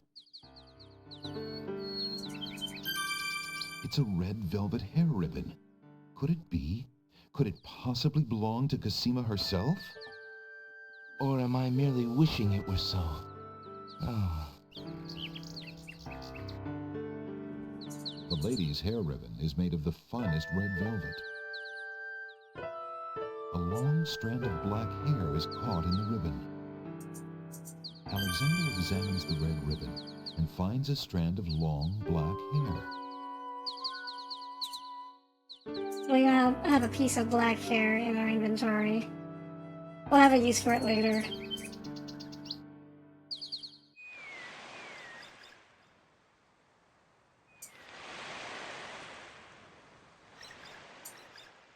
Alexander Let's go back to the Isle of Wonder. Alexander feels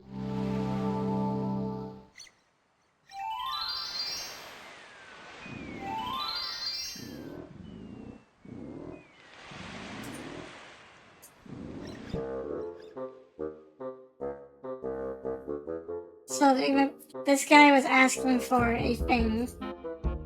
I wonder if this is the thing that he's looking for. Hello, bookworm. I have something you might be interested in. Well, what is it this time? I found this little fellow lost on another island. Coming home I am too. There you are, you naughty boy. I told you not to leave the island. Glad I am seeing you too. A most solemn celebration.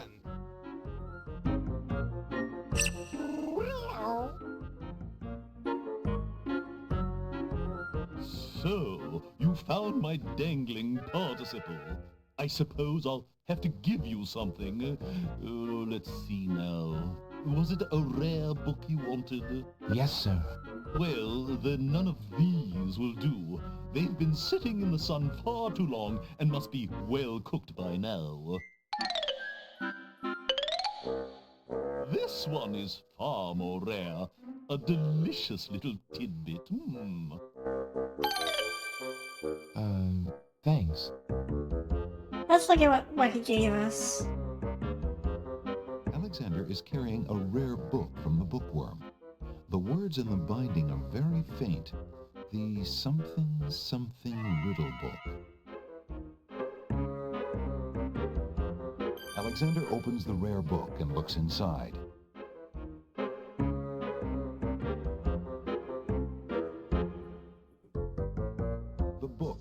riddles and has a page missing. Alexander glances at a few of the conundrums, but finds himself more curious about the one that is missing. What was the riddle, he wonders? More importantly, what was the answer? That border looks kind of familiar, however.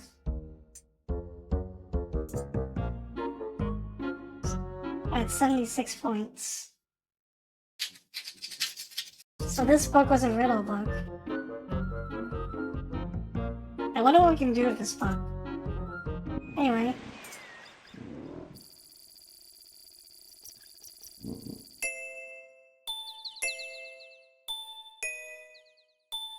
So we are back at this garden. Zounds, those wallflowers sure are shy, and the snapdragons are awfully protective of them. Alexander can't even get close to the wallflowers without causing quite a stir.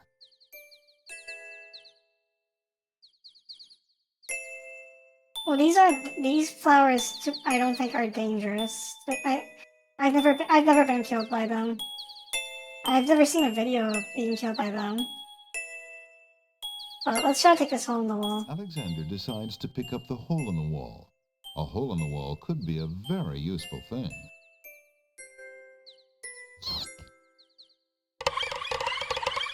Alexander startled the poor thing.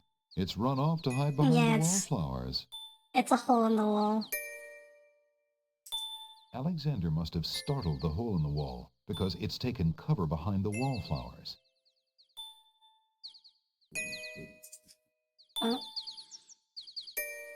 May I have this dance? Oh, my!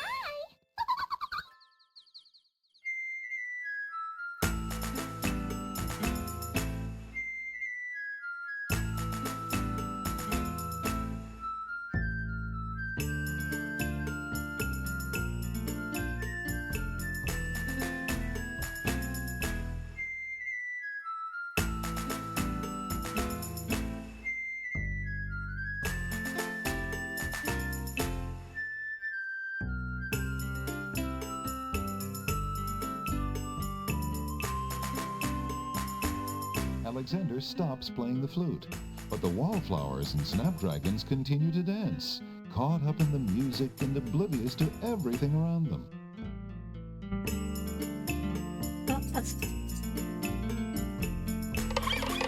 While the wallflowers dance, Alexander snatches the hole in the wall.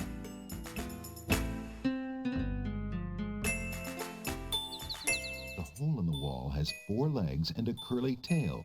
He's all limbs with only a hole for a body, but that doesn't make him any less whole. A bit of the wallflower's shyness seems to have rubbed off on the hole in the wall, for he remains mute. Oh, by the way, we can still talk to that rotten tomato we had. What do you want from me? A recitation or something? Leave me alone. Yeah.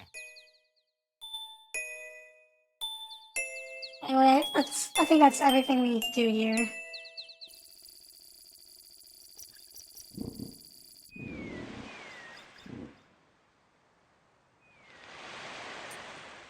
Alexander pulls out his magic map.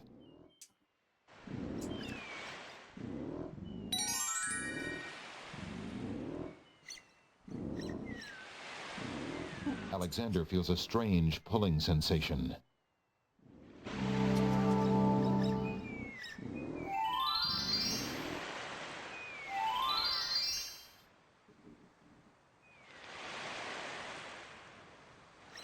Oh, 79 points. Okay, I'm on track.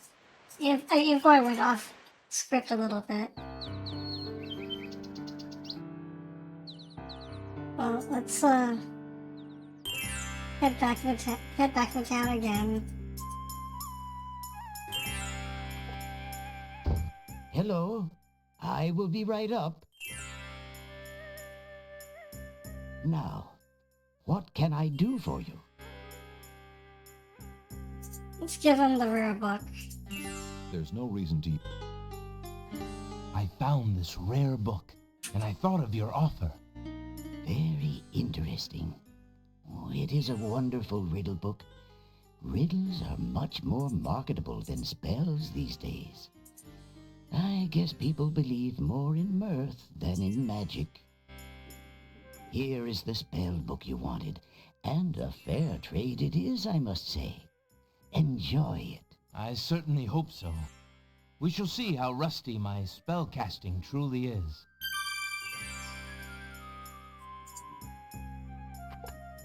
And next up, Good day, Prince Alexander. here, have this flute back. I don't need Would any you more. mind if I traded this in? Of course, Prince Alex. Please choose something in exchange for the items on the counter. Alexander looks closely at the items on the counter to make his selection. I will take... A battered tinder box is displayed on the counter. I'll take this. I believe I'll take the tinderbox.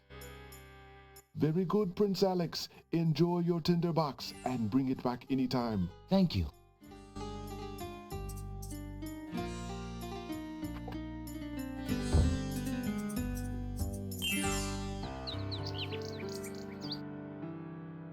And next up, since we are here, The nightingale sings her crystalline song in the boughs of the old tree. The nightingale looks at Alexander curiously, as though waiting for something. well, I have this love poem. Alexander has a... Would you like it? Alexander holds out the love poem, hoping that the bird will deliver it to the same place she took the ring, in the chance that the receiver might truly be Cosima. Yeah.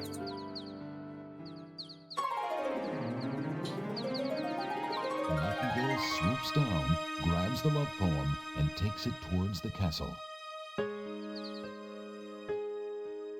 Sing, sing, my sweet, you bring another present. Let me see.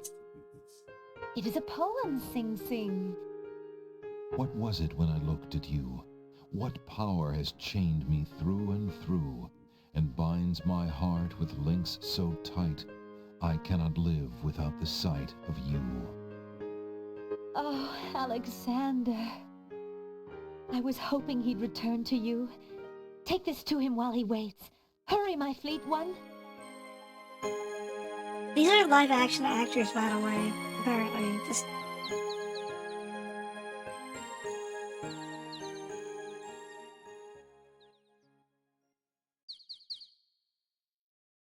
Like, The little bird makes a delivery. King's Quest V's characters were pretty realistic looking, but they were hand drawn. I mean, there's nothing wrong with hand drawn, but for this game, for some reason, they decided to go with live action. The nightingale has dropped a bit of paper on the ground. It's a note. Dearest Alexander, I cannot believe you are here, my friend. Please, please be careful. Abdul isn't about to let anyone interfere with his plans. Watch out for Abdul's genie, Alexander, and do not do anything rash. I am not without resources, and I will prevail if I can only find some small means of defense. Do nothing to try to get to me. You must not be endangered again for my sake. Greatly in your family's debt, Cosima. Alexander's hand trembles as he reads the note. For the first time in his long search, he has heard her voice again, if only in writing. No words of love, only friendly concern. Friend. Is the maiden merely shy, or does she regard him only as a brother?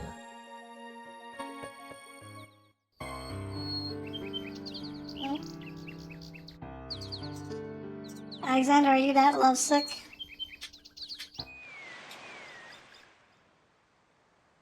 So, we should have 82 points by now. Yeah, we got 82 points.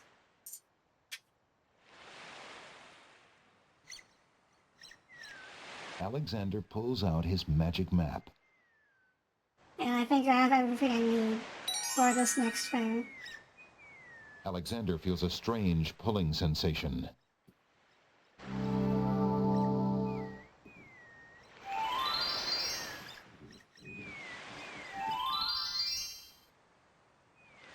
probably be the last thing we do.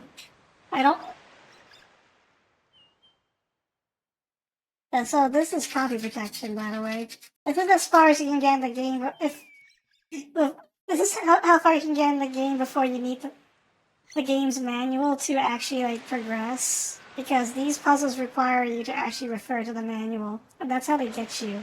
That's how they do copy protection. There appears to be something etched into the face of the cliff. Alexander decides to get closer. Ignorance kills, wisdom elevates. So the answer to this is... Huge blocks of stone erupt from the granite cliffs. The answer was rise.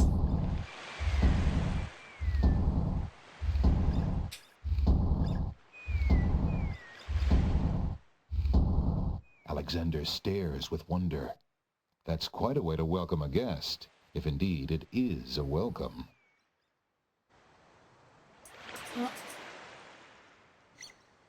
Whatever these things are, let's climb them.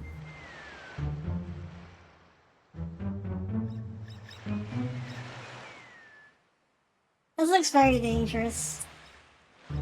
I hope Alexander doesn't slip and fall and break his neck. Oh no, Alexander loses his balance. Whoa! The unforgiving rocks break his long fall. Only next. That wasn't a very logical step. Hey, you narrator. So he doesn't scream as well as his father does when falling. Yeah, that visceral scream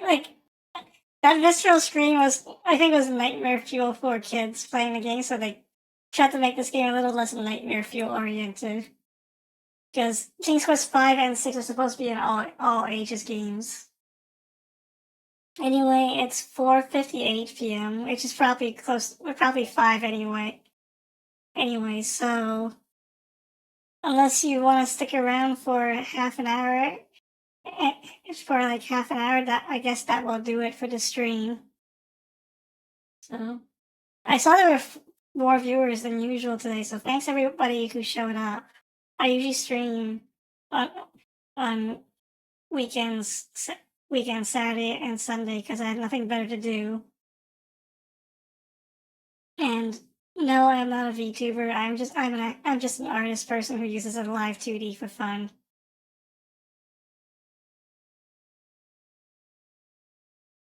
So we're gonna continue this tomorrow.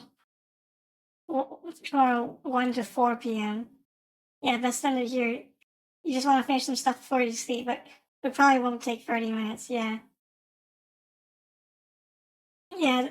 This next puzzle is not long, but the stuff that happens after it is gonna be long. So I'm gonna wait until we can wait until tomorrow to continue it. But yeah, this game is overall much longer than King's Quest V, and also I think it's better written. But we'll get more into my thoughts about that as we play the game. So